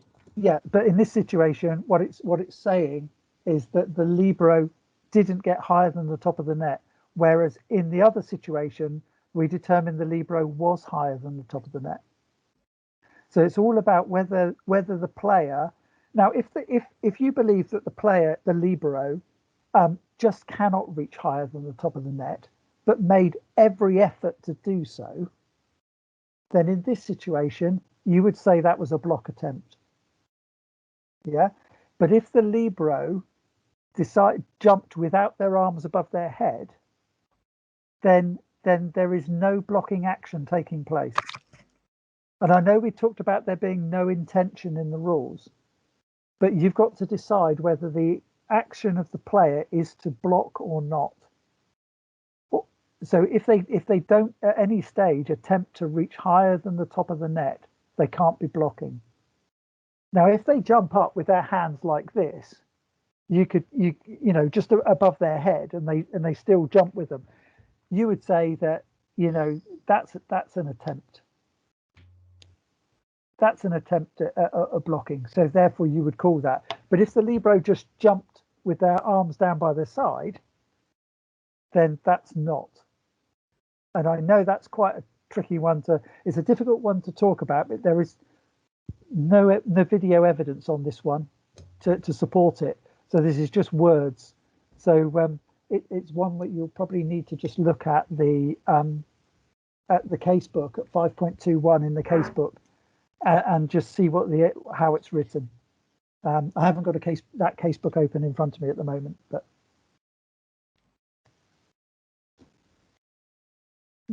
we can come back. This is a great one for maybe in the bar after a game. You could go on for hours. It's one of those discussions. Okay, so let's just consider 9.2. A player of Team A sent the ball over the net into the opponent's space, where a back row player within the front zone jumped and reached higher than the top of the net to block. An attacker of A contacted the ball beyond the plane of the net to hit the ball with two hands in a blocking action. Both players touched the ball at the same time. The first referee signalled a double fault. Was the referee's decision correct? I think this one's going to need to be just pick it out a bit. So we've got a player of Team A sent the ball over the net into the opponent's space. Okay, so the ball is now in Team B's space, where a back row player within the front zone jumped and reached higher than the top of the net to block.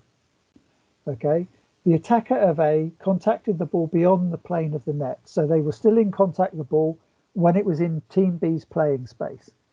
So we've got an illegal reaching beyond the net situation from Team A, and in Team B we've got a potential back row block. Both players touched the ball at the same time.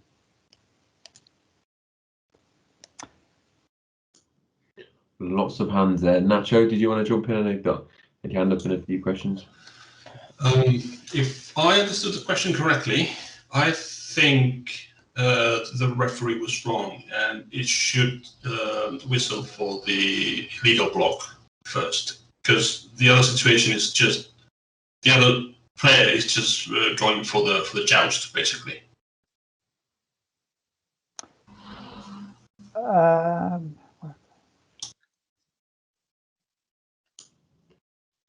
So what they're saying is that the other player, the attacker, has contact of the ball beyond the plane of the net to hit the ball. So they're not talking about block. They're saying that to hit the ball with two hands in a blocking action.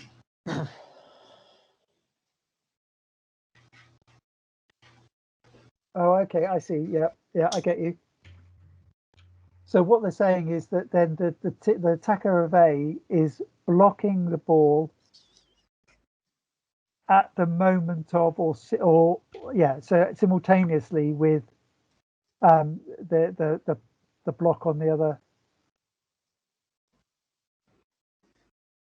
Both players have touched the ball at the same time. Okay.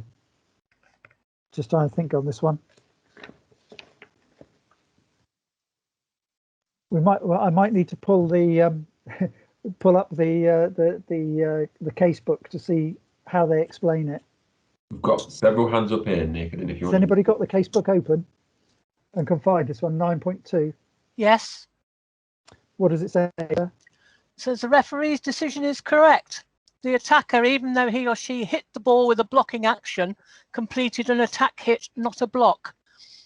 A block is an action to intercept the ball coming from the opponent's side of the court, not coming from his own setter.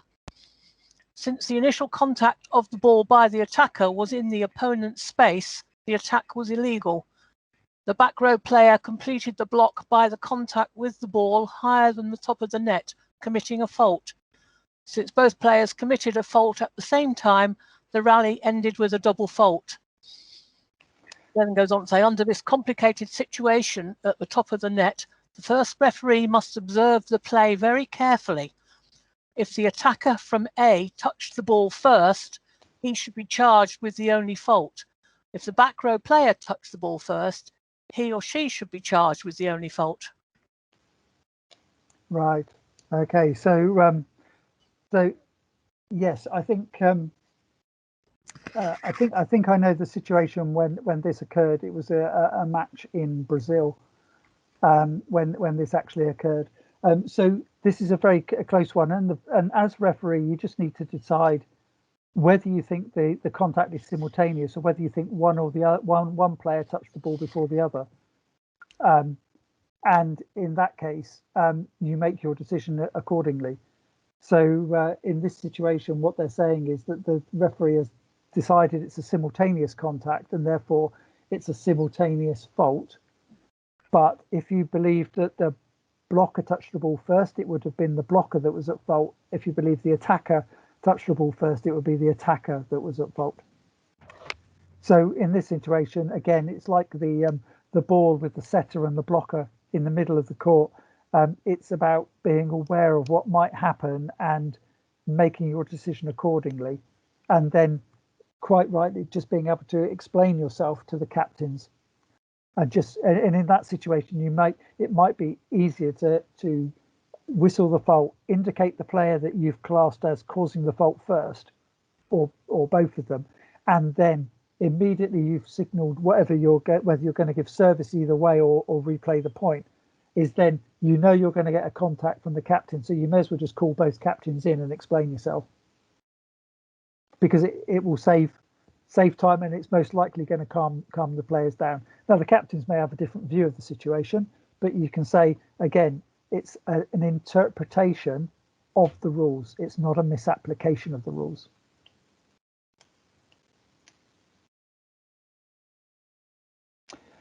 I think that was the last one of the case book. So I suppose are there any other questions? It's been quite a long session. There weren't any that I picked up in the chat. Apologies if there were that we could answer now, but we have got a couple of hands up now. Charlie Duff, did you want to go first? I was just going to agree with the referee's decision on the last one. That was all. Okay. Oh, okay. Thanks, Charlie. No worries. And then we had another hand up from Mark.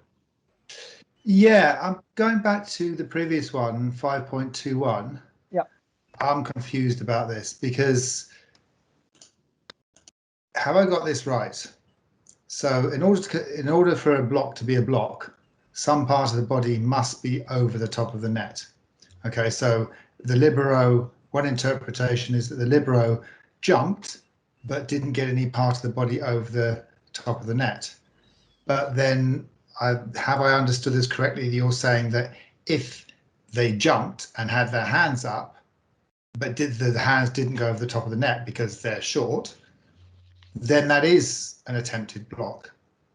And so in this case, well, the problem is with the question, but it seems to come down to the referee's decision whether someone was making every effort and actually making an assessment at how high an individual on the court could possibly jump, which is an impossible thing to do. Yeah. I mean, how are we supposed to assess whether the libero can, unless in warm up they went along jumping and sort of blocking, which liberos don't do. Yeah, I understand the point, Mark. I think the way to look at it is when I was talking about whether a player can get higher than the top of the net, I was thinking about the fact that we, as referees in England, we referee an awful lot of junior players. And in that level of competition, you have to make a judgment as to whether the player is making the efforts of blocking. I think when you're talking about refereeing a senior game, you've got to revert back to the rules that you've got. And the rules that you've got say that if the player doesn't get above the top of the net, then it's not a block. And I think that in these situations, it would be ill-advised for the libero to put their hands above the top of above their head and then jump, because you can say, in my opinion, you were above the top of the net. Okay, and if they were above the top of the net, then it's a block. I think in this situation, what they're talking about is that if the libero just jumped because the two players next to them were jumping but didn't have their hands above their head, then they wouldn't be blocking. They're not classed as blocking because they haven't fulfilled the point of getting higher than the top of the net. Now, I know it's difficult, but what I've been trying to do when I've been talking about this is trying to say, look, there are instances where you make a judgment about the ability of the players that you've got in front of you, and you do this with double contact, you do it with various elements of the game, and you make that judgment as to whether you think what you're going to allow and believe is a block. When you've got players who are in the senior game that are capable, then you have to use the definition of the law or the rule to sort of give you that guidance. I suppose it's that difficult line that we tread when we go from a senior game one day and the next day we might be refereeing a game of a much lower level, and therefore you have to determine your approach to the rules accordingly as part of your art of refereeing. Okay, so within the senior game, basically the libero or a backcourt player would have to have some part of their body above the top of the net in order for them to be attempting a block or completing a block. Yes.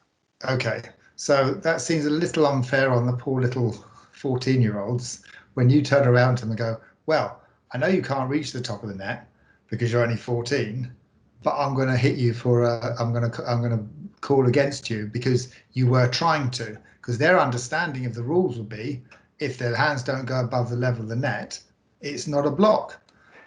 Yeah, and that seems a little bit unfair to them, to the junior players. But Mark, consider the other situation whereby they are the player closest to the net and there's an attack hit, and because they can't reach above the top of the net, they only get part way up when the ball hits their hand. And in that situation, you wouldn't say to them, well, that's the first team contact because you can't jump that high. This is the other side of that situation, is that you're then saying to them, if you go by the letter of the rule, they will never ever be blocking. So every time they attempt to jump higher than the top of the net to block, you're going to be classing that as a first team contact. Now that would then be unfair, because you're you've got to make that judgment as to the standard of the game that's in front of you, as to what you will accept as what a playing action looks like. And I think in the situation whereby you've got young players, you've got to believe that they are attempting to block even if they can't reach that high. Otherwise, when they do so and they touch the ball, you'll be having to be classing it as first contact all the time. And in that situation, then it's going to be really difficult to referee the game. I see, and as well that they need to learn the game as they're going to be playing it in at a senior level. Yeah, I understand. I'm with you. Thank you. Di? Nick, just coming from my junior competitions lead, which obviously I'm no longer that post, I would never ever advise any of my referees to whistle what you've just said unless it was above the height of the net. And I think it would cause so much controversy with the coaches we have in junior volleyball. So I'm really sorry just to land that one on you. But, you know, when you were saying that, I was thinking, I agree the principle that we say that if somebody's jumping and attempting to block, then you've got to judge whether they're high. But I think you've got to be able to sell that point that you think they were definitely above the height of the net. I'll go and do my grade 4 again, but, you know. No. So Di, just so that I understand you correctly, you're saying that in junior volleyball, you would assume that the player, if the player cannot jump that high, then you assume that they are not blocking. I think I'd have to look at where the player was attempting to play the ball, and if they, you know, like you said about putting their hands up and it going back over. Yeah. But below, they sort of played the ball up, but they're not jumped. They're not above the height of the net. I would allow that play to happen because the player is below the height of the net. Because I think it's like trying to change the rules and saying, oh, juniors can't referee because we've got to be more lenient with them. They can understand the rules just as good as anybody else. But I think you've got to apply the rule of a block is, you know, your hands or part of your body must be above the height of the net. So you are changing the rule for juniors or anybody or me even playing volleyball because I'm short. Yeah, but in that situation, Di, what I'm saying is that if in a game when you've got a whole team of players that can't jump that high, are we saying that none of their attempts at blocking, even if they contact the ball, they are all first team hits, regardless? I think that's what we've done because don't forget that the junior height net is lower as well. It's not until you get to 16-year-olds that they're playing at a normal height net, so that the net's lower, so you don't seem to get this problem. Okay. Sorry.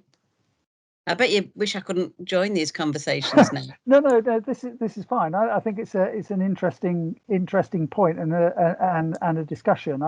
I'd quite like to consider that when I was watching a game of junior volleyball, just to see what difference of interpretation we would have.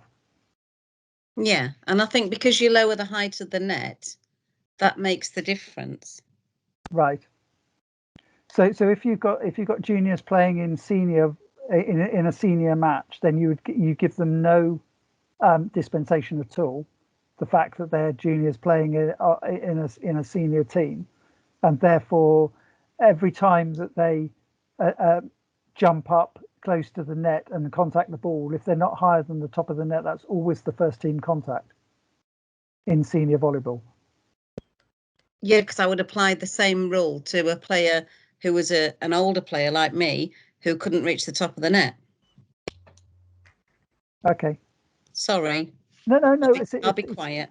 It's an interesting one, and I'll maybe pick up that point and discuss it with you again at some point in the future as to because you know okay, fair enough. I think the thing is when you're refereeing a game, you talk about selling the point and you talk about the applying the rules and the spirit of the rules and everything like that. And I think you can sometimes sell it that no, you're above the height. You know, in my view, you're above the height of the net. Uh-huh. So you sort of see it as it is because a lot of the juniors now are taller as well.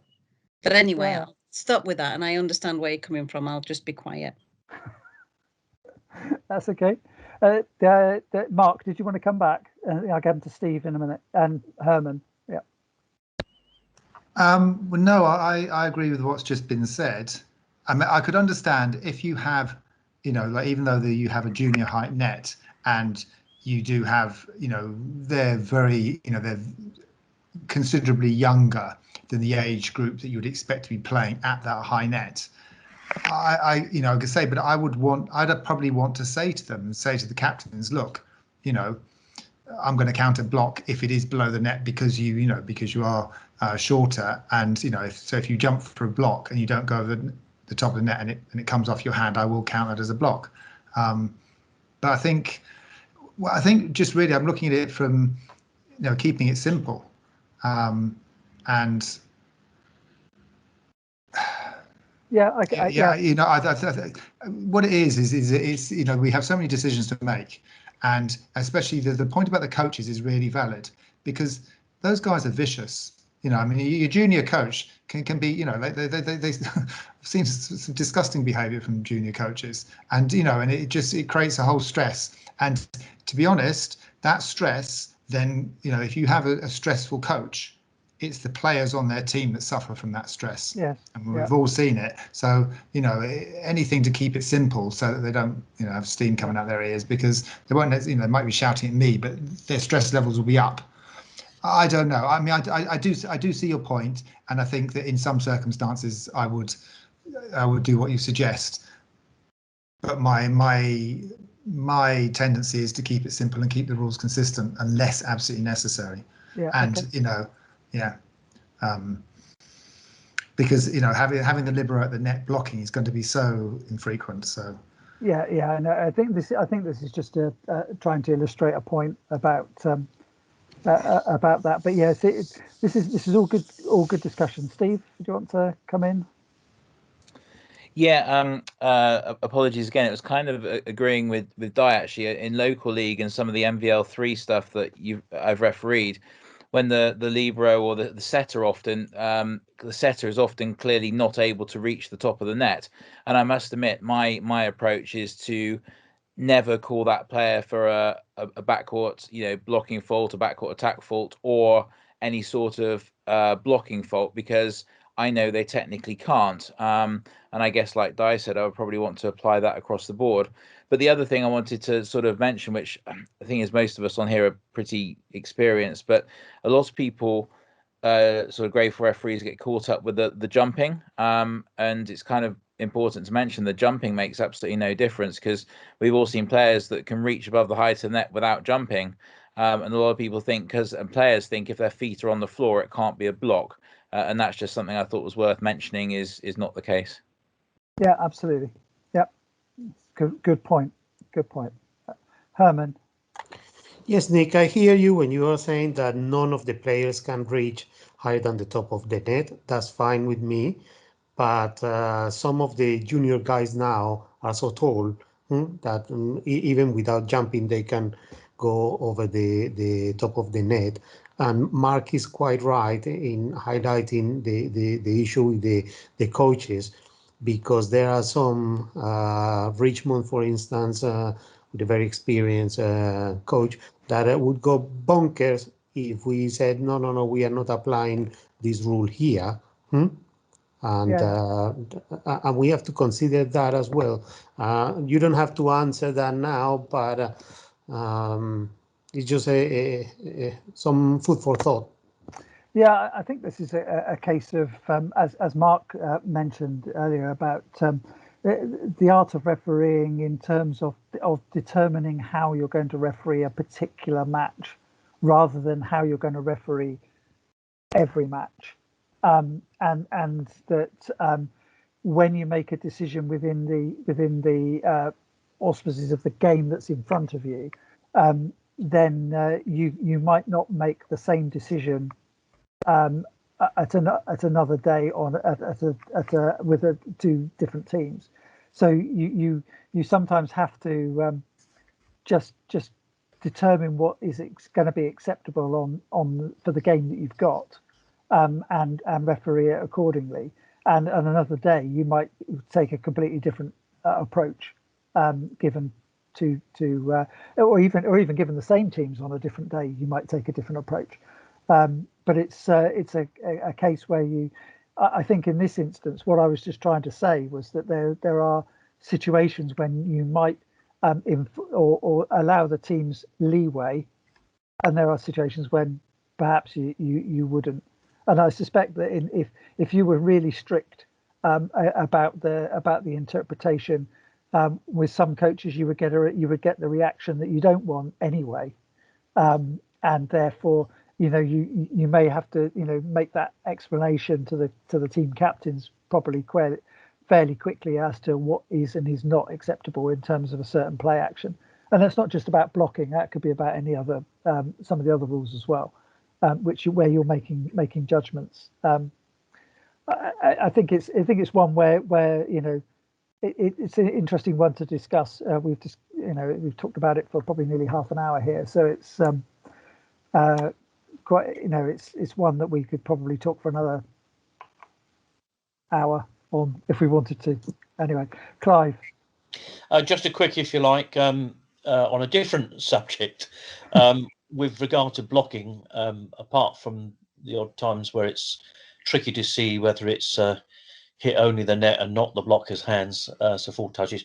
The big one for me has always been the purity of the block. So if the blocker goes up in a nice tight fashion, reaches over and blocks the ball with a nice rebound ball coming off the hands, that's what I'm looking for. But I seem to have, I call a number of blocking faults where I think they're pushing the ball or moving the ball or directing the ball. And I've had a number of conversations with what I would term as experienced players who seem to be quite keen on doing that. So I just wondered what people thought or what they did with how they viewed the blocking action itself, and how much leeway they give, whether the ball is kind of block left or block right or whatever. I don't know if anybody has any thoughts to help me out on that one. Well, I have a thought on that one, which is the blocking action is a rebound, as you said, and therefore any action that changes the direction of the ball, which is not a rebound, means that the player has has not allowed the ball to rebound off their hands. They've actually moved the ball themselves. So in that situation, if they're playing the ball in the opponent's space when they do it, then they are attacking the ball, and therefore they're reaching beyond. So if you consider that, a player goes up to block, and they know that if they allow the ball to rebound, it's going to go straight down to a player that's already waiting for the ball to rebound off the block. So in that instance, they then they can either do one of two things. They can either twist their block so that the rebound goes to a different way, or if they still approach the ball straight away and then they move it with their hands, then that movement with the hands is effectively, it's not a block. It's playing the ball in the opponent's space. So therefore you have to deal with it accordingly. I think that was the last conversation I had last summer in social volleyball, where a guy, and he's a very tall guy, so he can block. He was on about, oh no, I can do this with my wrists, and I can push this, and I can do. I said, well, not if it looks like an attacking action, So. Yeah, well, absolutely. There's no, it's got to be, because it's a rebound. If the wrists are flexed down, then that's an attack. Because the block would just be to keep the hand there and allow the ball to rebound straight down. Pushing the ball down with the wrist would be, in the same way as moving it from one side or the other. In the old days when they just used to move it round the block and that's it, and stick it on the ground. But when that is, that's where we have to look at the contact to make sure that the contact, we believe the contact is a rebound. It's a rebound action, and any other action is a fault. No, gotcha. Thanks for that. Yeah, absolutely agree with you. Okay, Mark, have you got anything there? Used to hand still up from before? No. Okay. No, sorry. I hadn't taken my hand down. Sorry. Oh, okay. I'd just like to thank all of you for your input tonight. It's been really good. I love having these discussions, and I'm sure that we can have we can talk for forever and a day about some of these things, which is really good. That we read the rules and we think about them and so in depth, and we think about situations that we've seen and how it applies. And if we look at the rule and how we can then match the rule to our interpretation when we're on the stand. So, you know, it's easy to, when we're talking about it, to say, you know, oh well, if you think about this and you think about that, but when you're on the stand, you've got so little time, you're making a decision, an instinctive decision of what you see, and as long as you're clear about what you've seen and why you've made your decision, then nobody should be having any quarrel with you over it. Thank you for the interaction. It's been fantastic. I really enjoy having these sessions. So thanks very much for giving up your Wednesday evening to be part of this. It's really appreciated. Makes the effort of putting it all together worthwhile.